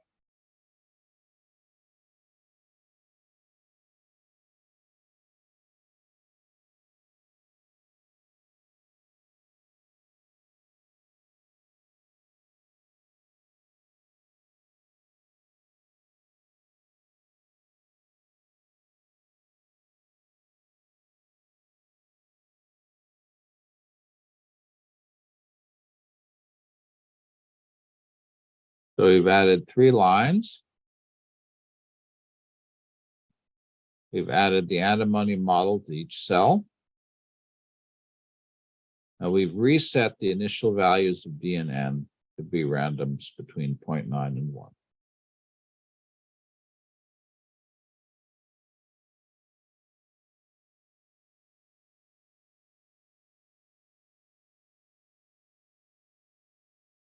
And if you've got that working already, you can put the time stepper into the step function self.timestep.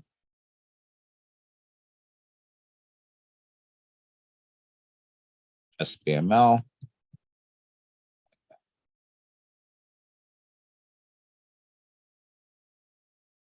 Now, why don't people see if that works?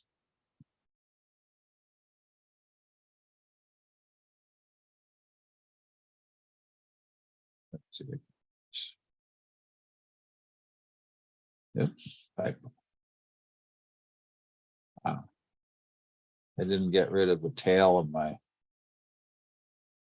I had stuff hanging over at the end here that I didn't see.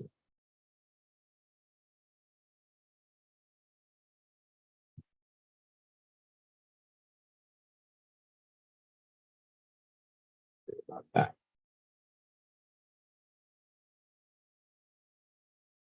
Okay, that works. People able to get that to work? Problem? Need more time?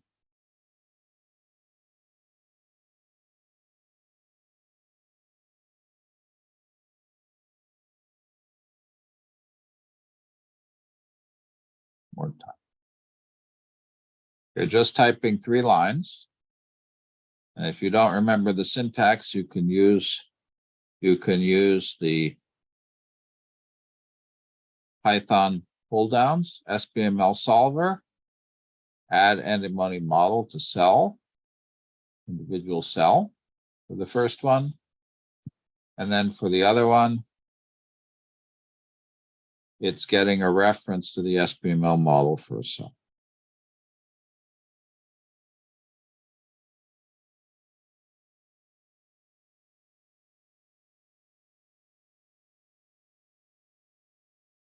Give me a thumbs up when you got.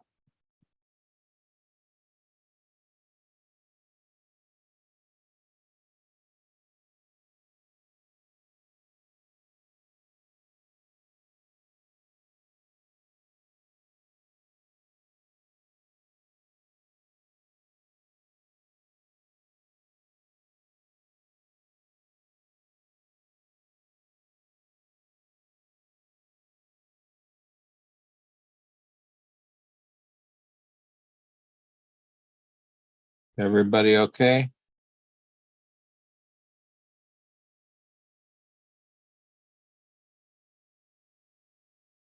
Put the code in the chat.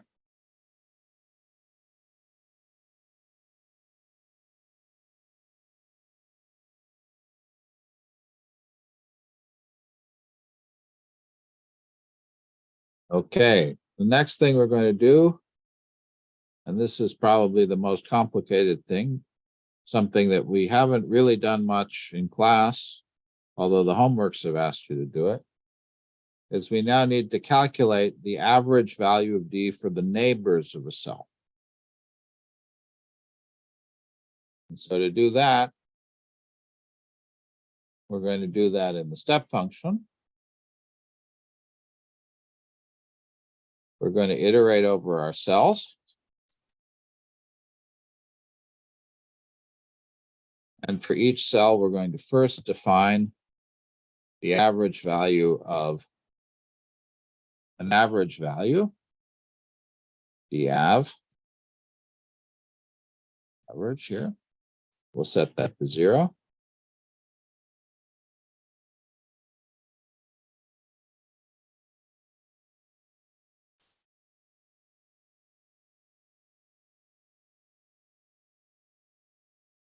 Elmer, you say you have a problem?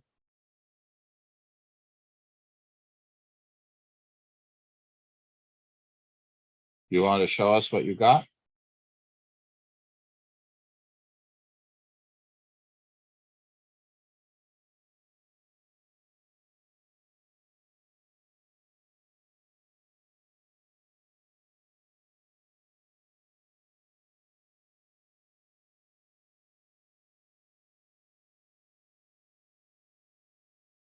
Yes, I get a error that I don't understand so quickly, and I was typing fast and maybe made some mistakes. Okay, let's Yeah. see what you So the code looks like This looks already strange. I don't define my model here. You have a typo in line 29. 29.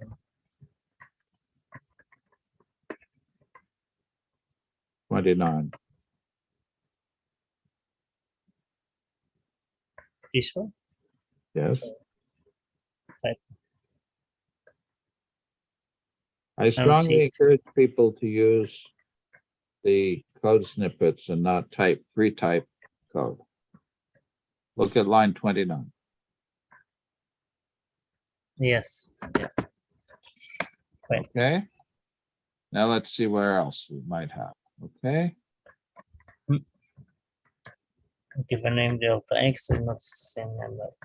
That looks okay. That looks okay. Let's look in your step function. Mhm. Ah, Went okay. Fast. Look at line 52. 52. This one, yeah. I don't know what we have. If to you do there. have a for block with nothing in it, that will cause an error.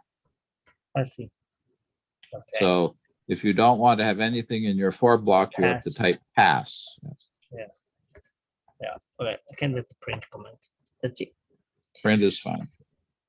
Delta is the hero, so my delta was I call my function. Okay, so this is now saying that some of your cells don't have the SPML model loaded. So let's see. And load the model might be in the step. Is this wrong? Ah, Wrong. so I have a question. Look at line 34. 34 here. Yes, what did you call the model? Delta X. Right, what did you call it in line 38?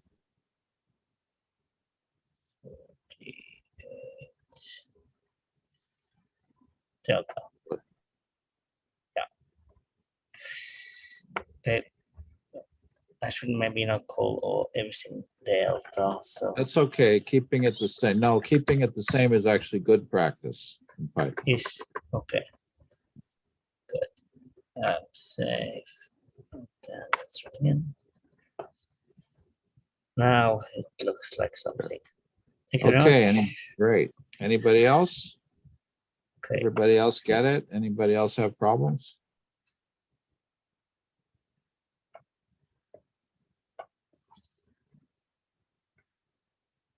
Hayden asked, I used delta external for external average, and here I called it DAV.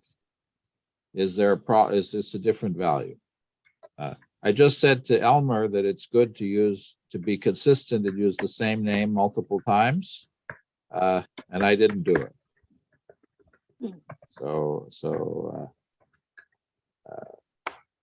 But they are in fact different things. So I'm allowed to do that. So the next thing I have to do is I have to, let me get the sizing here a little bit, right? The next thing we have to do is to calculate the average value of delta on our neighbors. And to do that, I'm going to set, I use DAV, that's what I have in the code example here. But the internal thing is called DX. I'm going to now iterate over all the neighbors of my cell. And to do that, if I don't remember how to do that, I go to visit. And I go to visit cell neighbors.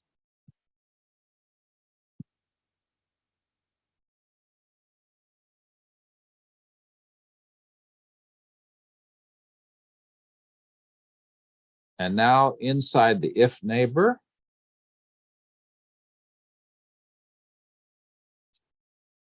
I want to add the value, the AVG. I'm going to accumulate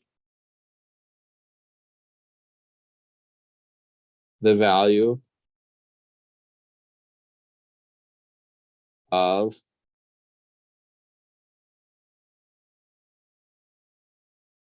D on my neighbor.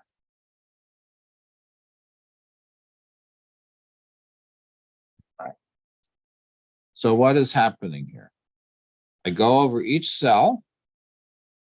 For each cell, I set my accumulated value of D to 0. I iterate over the neighbors of my cell, and that returns a list of neighbors.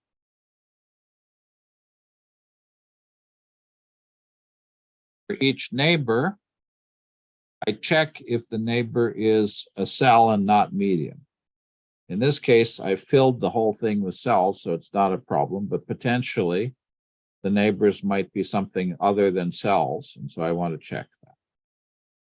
If the cell exists, I find the value of delta for that cell, and I add it to D average.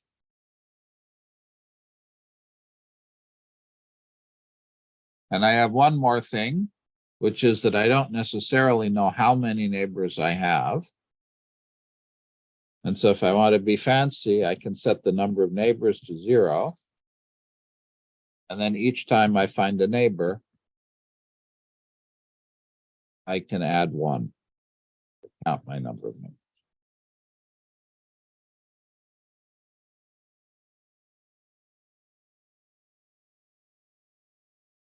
Once I'm done with my loop,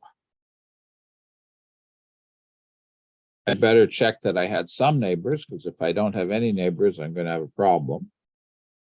So if I have some neighbors, then I set for my cell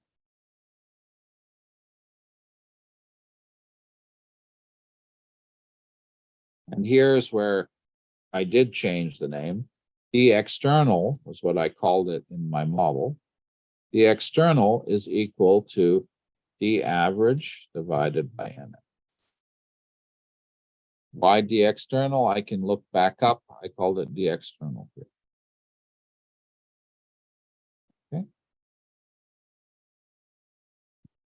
So again, you iterate over all your cells.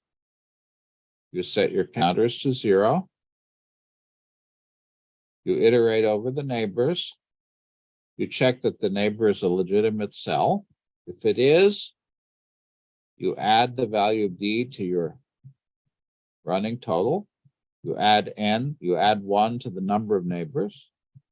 Once you've done looking at the neighbors, if there were any neighbors, I calculate the external. You can try doing that on your own, or I can put it here in the chat for people to give that a shot.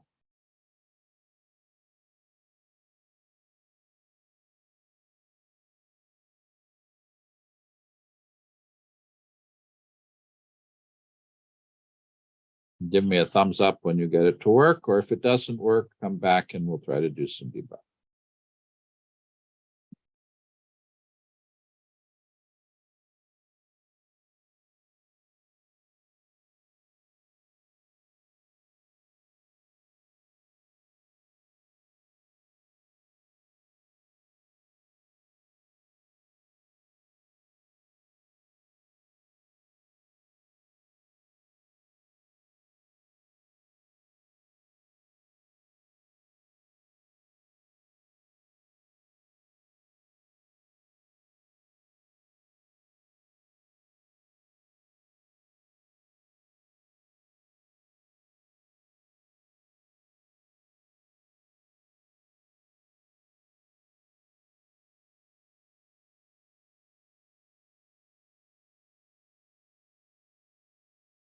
Just checking to make sure I didn't have a syntax error when I typed.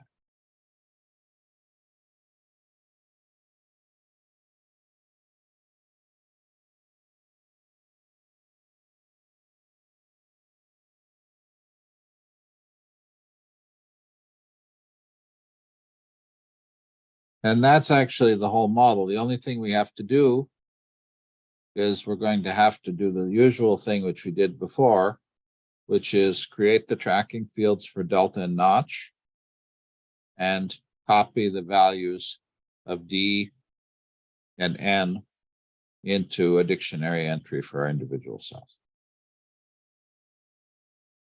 So if you've already got this working, you can do the tracking fields while we're waiting for everybody to catch up. If anybody's having problems or needs help, let me know. Again, the fastest way to do this is to use those CC3D pull down menus. So you don't have to retype everything.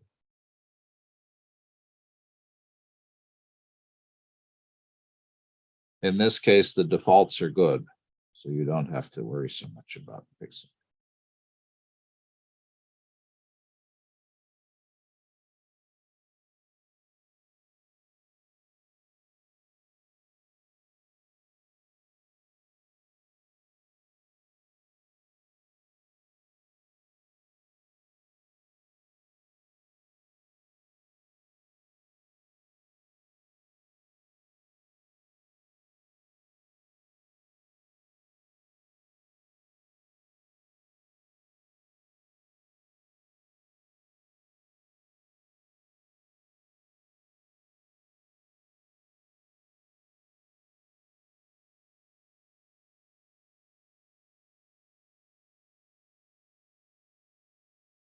And if you get stuck, I put some code in the chat.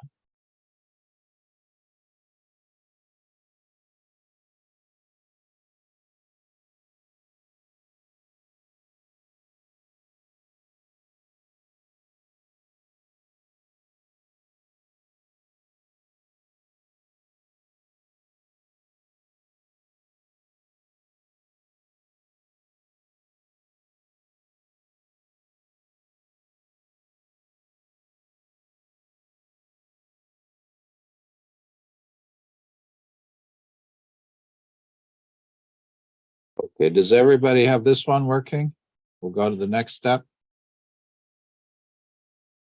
Okay. The next step is the tracking fields. Remember, they go after the init, CC3D Python, extra fields, automatic tracking, track scalar attribute. We'll call the first field D, attribute name D. Second field we'll call N. You could call it delta if you preferred.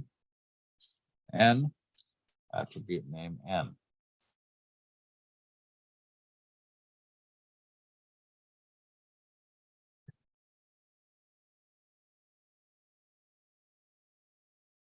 Again, CC3D Python, extra fields, automatic tracking.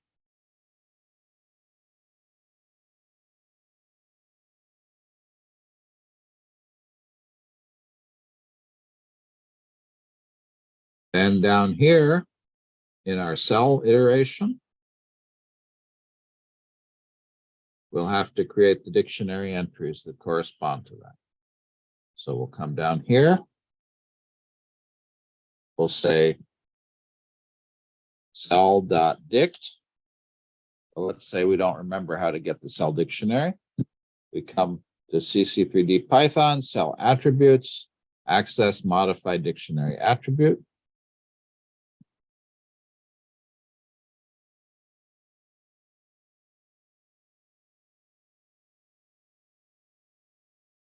Cell.dict D. We want that to be the SBMLD. So we grab this. And we get the value of D. We want cell dict N to be N from our antimony model. So that's what we need. Okay. Let me get rid of some blank lines so you can see everything at the same time.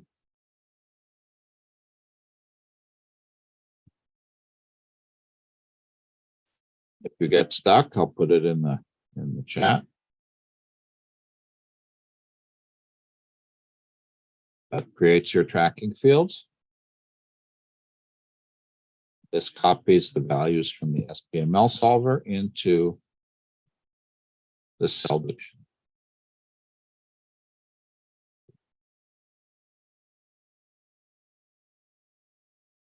See if I did it right.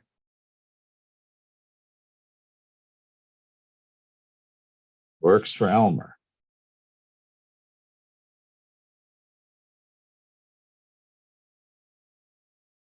Okay, now this is an annoyance with Zoom.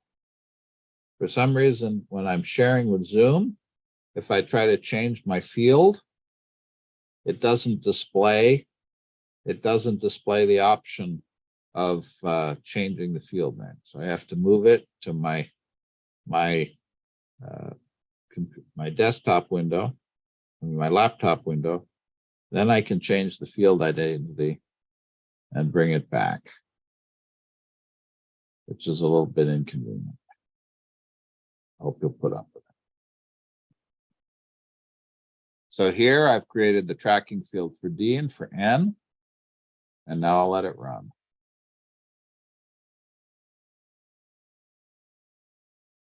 See what happens.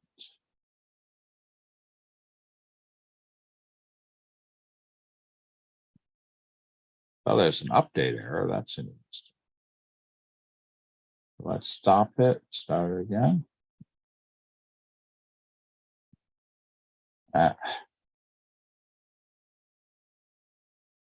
Zoom is not going to play nice for me.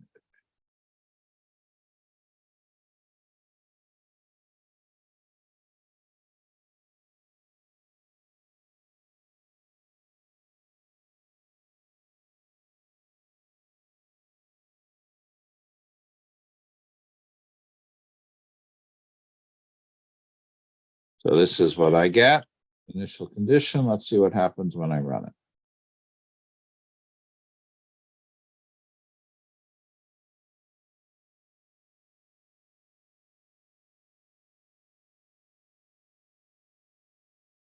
See, I get high delta cells surrounded by low delta cells. High delta corresponds to low notch. High notch corresponds to low delta. And there are a couple of cells like this yellow one here that are confused. Did people get something like that? Did people want to see the code again?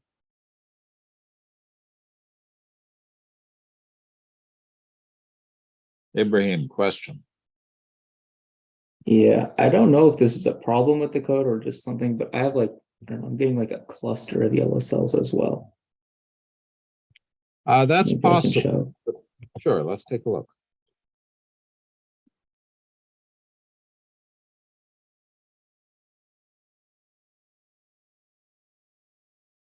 Okay, can you see? It's still loading. Give it a sec. There we go. Okay, but when I run it, I get this little cluster of yellow cells.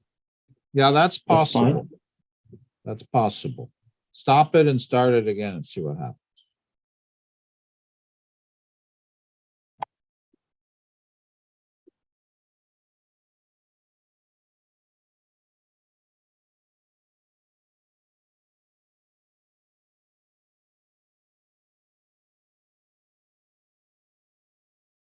Basically, what's happened here is that you expect to have high delta completely surrounded by low delta, but you've got one extra layer of cells just there. And so those cells in the middle, if you look red to red, there are two blue cells in between. And so those two blue cells don't know which way to go. And so that really is something that happens. And if you let that run long enough, you'll see that that clump of yellow of confused cells may move around a little bit. And that's actually observed in biology. You'll see flickering where cells will go to a high delta, intermediate delta, and and back, low delta, and that'll happen. So this is actually a biologically real phenomenon. Okay, thank you. Anybody else get that? Anybody else have a problem or need help with that? That's great. I appreciate you going over that. Okay, so we should get something like this. I think we did. I think everybody, we only have a few minutes left. I think, does anybody need help with steering panels? Or has everybody seen steering panels enough? They know how they work.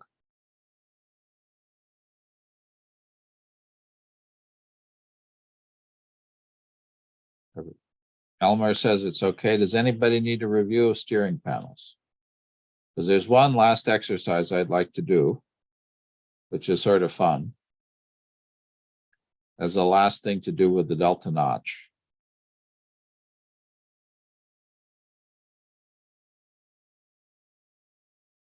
So I'll just remind you, steering panels, we have to put in that init section. We have to do the add steering panel. And then we have to define something that traps and processes change of the steering panel. And I had a little bit of an exercise where we would use the steering panels to update the values of A and B in our delta notch simulation. And that's actually sort of interesting in its own right, but it takes a little bit of time to get that to work, I think. Do people want to try it? If so, I can give you the code. But the one I'd like to do instead, which I think is a little bit more interesting perhaps, is that you can have delta notch patterning with cell growth. And I thought this might be a fun last quick exercise to do since we only have 10 minutes left. And so if instead of starting with a full set of cells, we start with 2 cells, and we say that the growth rate of the cell depends on the notch level.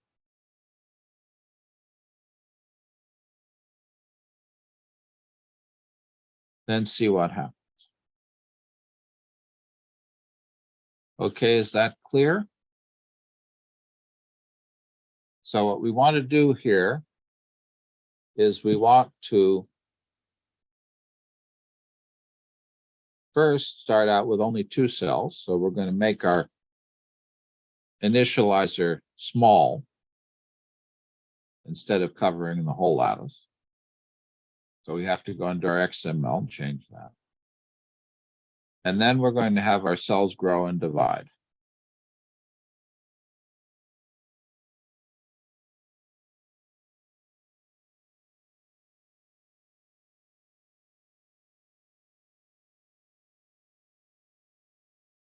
And I'll walk through it with you. Let's start with box min somewhere in the middle of our lattice. So we could say 20. Can make 23, 15. Probably work better on a slightly larger lattice. But anyway. You don't share the screen. Thank you for calling.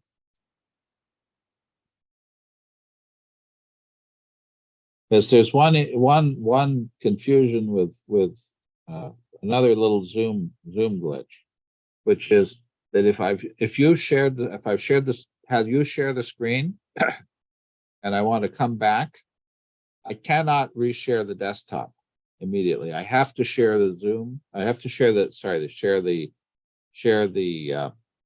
PowerPoint first, and then share the desktop.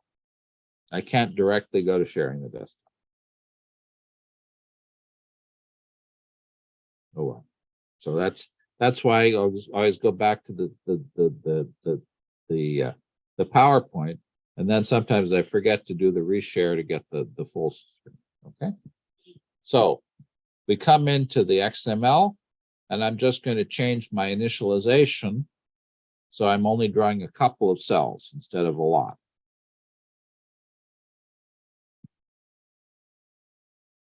All right. And now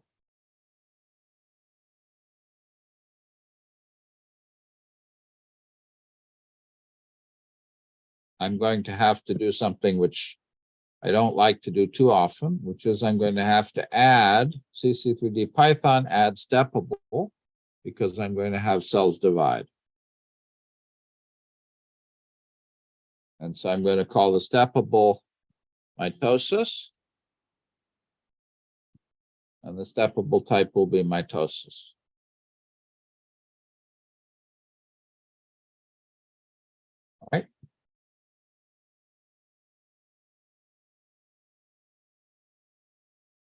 And I'm just going to have my regular cells to divide. I'm going to divide them when they get to a size of 100 because I had target size of 49 before.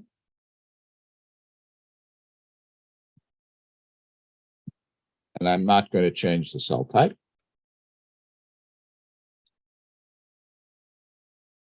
So I add the mitosis step. And the other thing that I'm going to have to do now is I'm going to have my cells grow. And I'm going to have the growth depend on the notch level. And before I do that, I have to go back and look at what the typical values of notch were. Can anybody tell me in those simulations what the values of maximum value of notch was?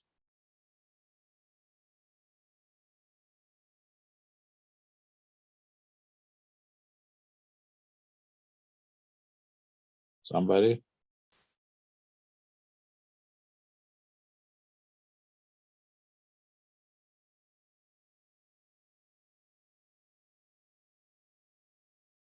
If you look at your tracking field, it should display the minimum and maximum values.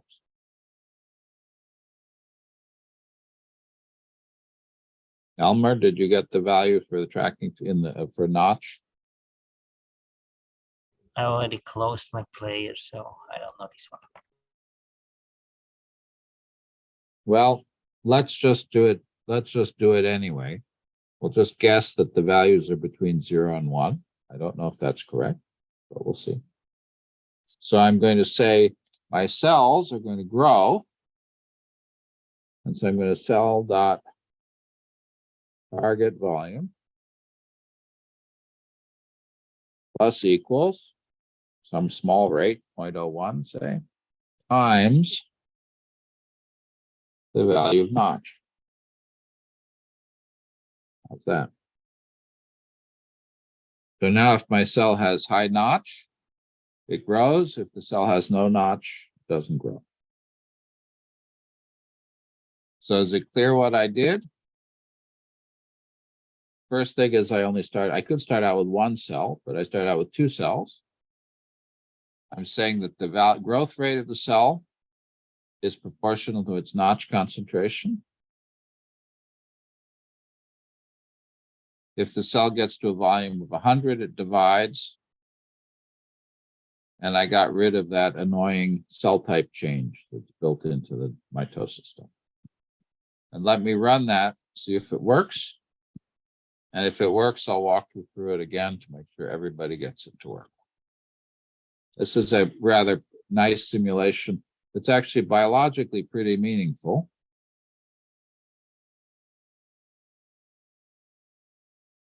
There's a typo here. Key error. Cell dict N.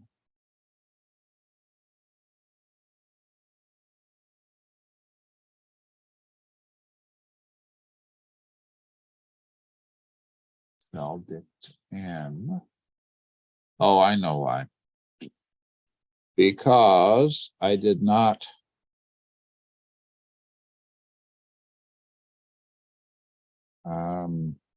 the first time I run it, I haven't defined the cell dictionary yet. So I better define these here too, so that there are no empty ones.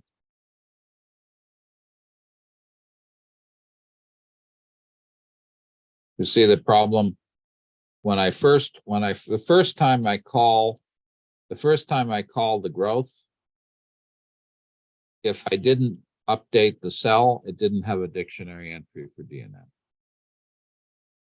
So let me try that. It's always better to create those dictionary entries at the beginning when you create the cell, even if they're empty. And I was trying to save time, and so I cheated. So let's see. All right, let's run that.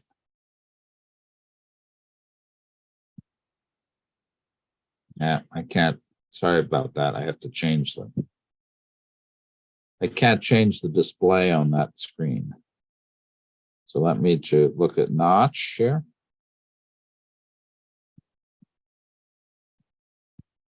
look at my notch value. My notch value is 0.9. So my cell should be growing. It divided. They're both high notch. Now notice one of them is low notch. So the high notch one should grow. The low notch one should not grow. See what happens. The high notch one grows. Notice once I have two, what's going to happen? I should see that as this goes forward, I gradually have a change of color. Ah, you see the color change when they divide?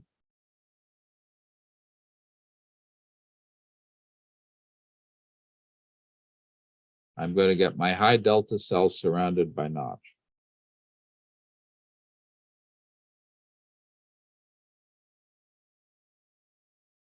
This would be a little bit more fun if I made the simulation bigger. So it has a little bit more time to work. So I'll do that too. Let's just make the simulation size bigger.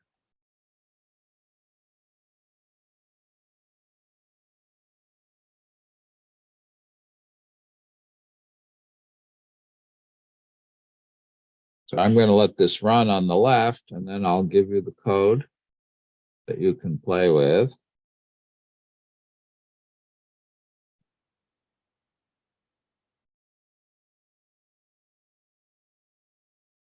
As usual, I'm going to have to move it off of that screen to change the values.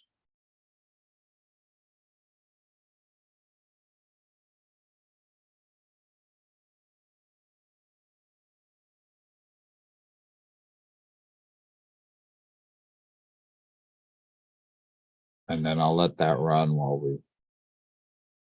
we see if this works.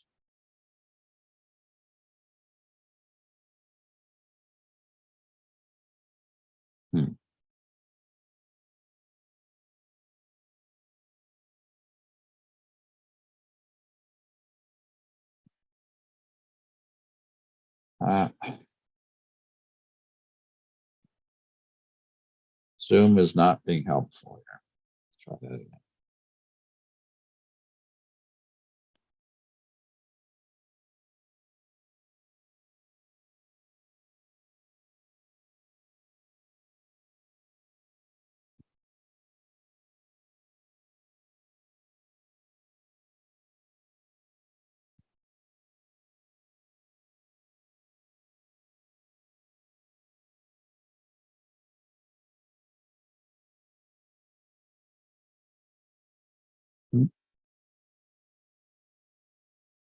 Well, I don't know what happened there.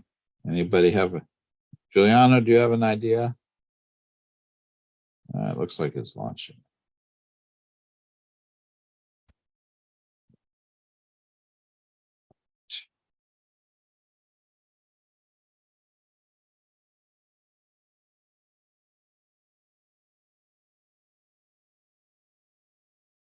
I think you don't share this code again. No, I'm having to do it on the other, I'm having to do it on my other screen because I can't, I apologize for that, but I can't change the fields that are being displayed while Zoom is running. That's an annoyance, but I don't want to fiddle with it. Okay, can you see it now? Is it working for people? Can you see the, yeah, should be on. Okay, let me run it now.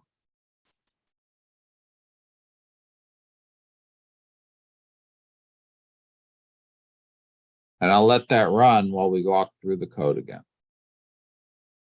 So the first thing I did, I made this a little bigger, the simulation bigger, 256 by 256, so you can go and do that. The next thing I did was start out with only a couple of cells. So I drew a box that was only In this case, 3 by 5. So it actually only created one cell rather than two, which is what I said. Then in the Python, what did I do? I created dictionary entries for DNN at the beginning. So I didn't have a problem asking, did they exist or not?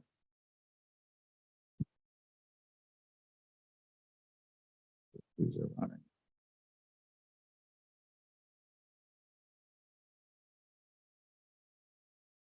Looks like they're not updating, are they?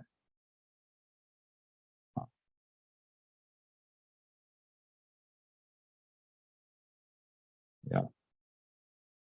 There they go. You see there's the cell division.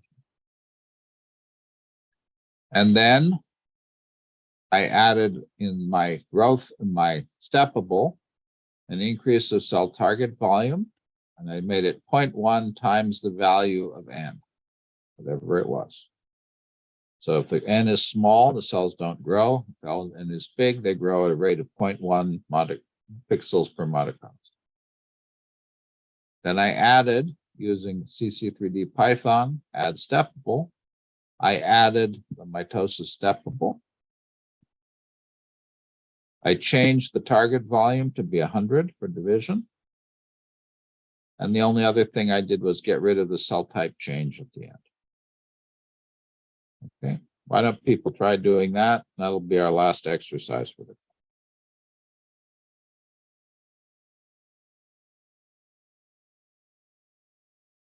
Maybe I should have had the cells grow a little bit faster.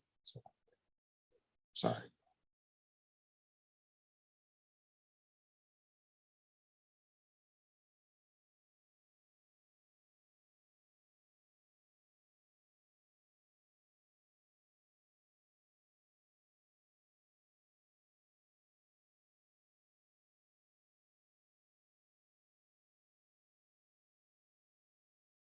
So this is trying to put together a bunch of the things that we've learned in this semester. And if anybody gets it to work or needs help, let me know. I would say 0.1 here is too slow. So if you're going to do this, make it 0.5. Probably be better.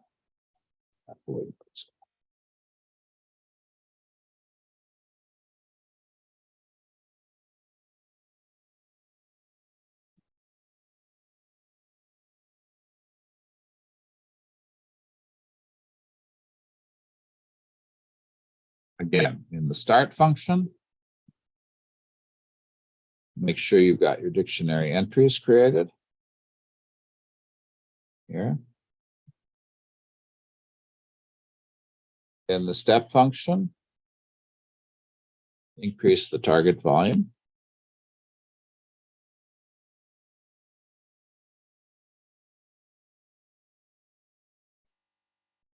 And then add the mitosis steppable. If you want to have the cells divide at 50, it's fine too. It doesn't matter what value you pick. But the one thing you do have to do is you have to get rid of the type change at the end of the default mitosis step.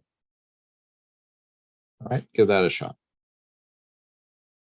Let me try running this again with the faster parameters while you're typing.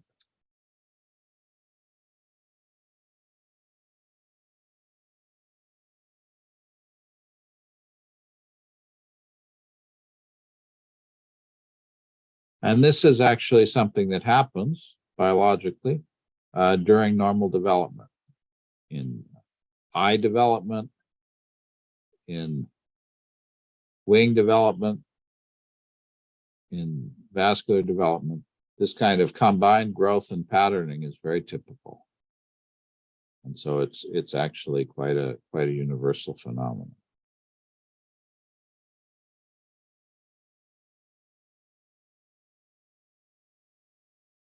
It's not so different from the example that the zebrafish people were working on, where you had growth and signaling going on at the same time and cells could switch types. Does everybody see that? Was anybody able to get that to work?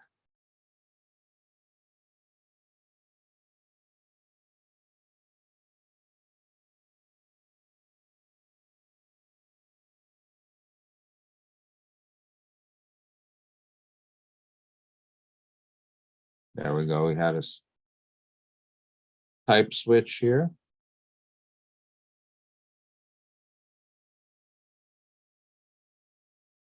So now you see some high notch cells, they're growing.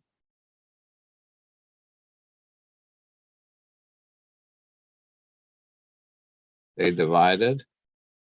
Their neighbors become low notch cells.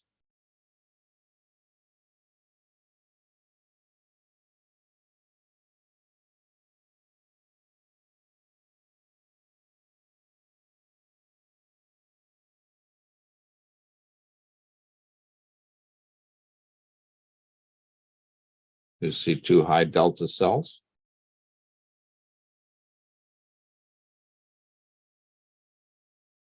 Three high delta cells now.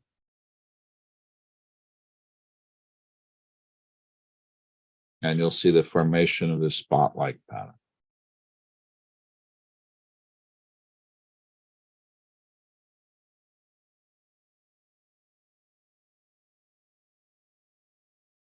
Might have been better to do this with a periodic boundary condition.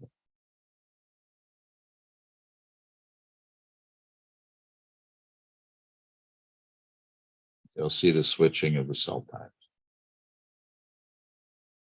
Is anybody able to get it to work? If not, can I help somebody debug for a last debug round before we break?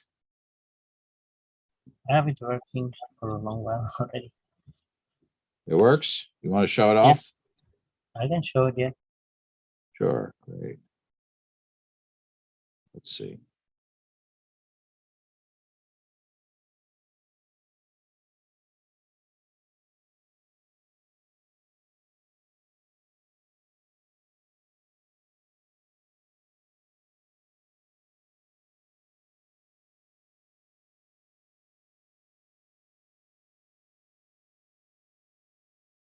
Oh, that looks nice.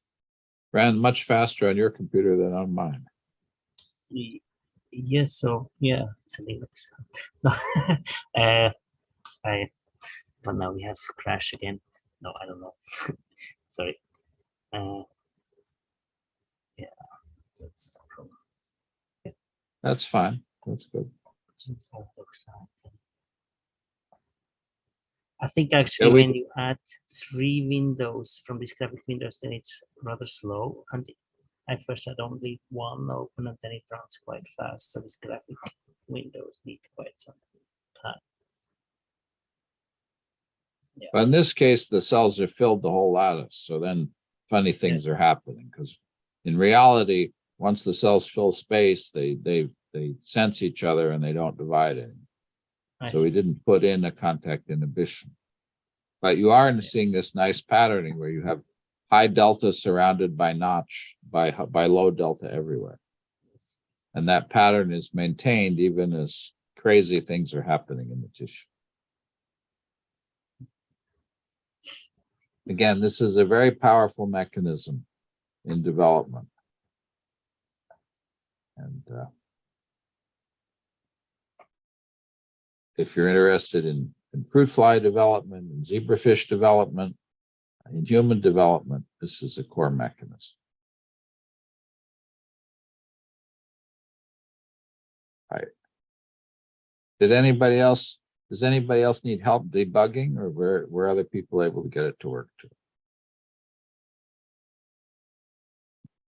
Gabriel, you usually seem to be able to get these working. Were you able to get it? Yeah, I got it. I was actually also looking up some, I thought it was pretty cool. Apparently it's also delta notch is also related in odor coding, which I did not know before. So that's pretty neat.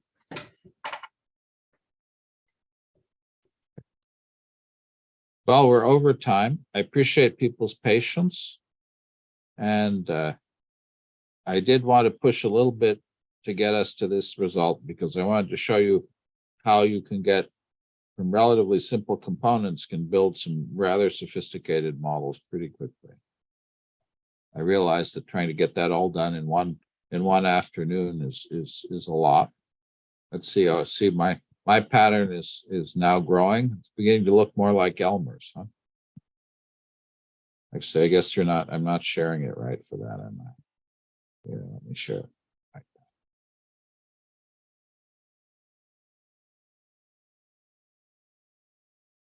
So we see that growth. You can have delta knot signaling in tumors too. This is more tumor-like in the sense that it's not respecting the stop signals that would normally prevent cells from growing when they're under pressure. Okay, well, thank you, everybody. I appreciate it. I'm looking forward to final reports next week. If people would like to meet with me to go over details and cleanup, that's fine. Giuliano is also available. And I want to thank everybody for your patience. Also, please do fill out those questionnaires. I realize that these classes can always be better in all sorts of ways. And so your comments, either in the formal course questionnaire or anything you suggest for ways to improve this class from year to year, would be much appreciated.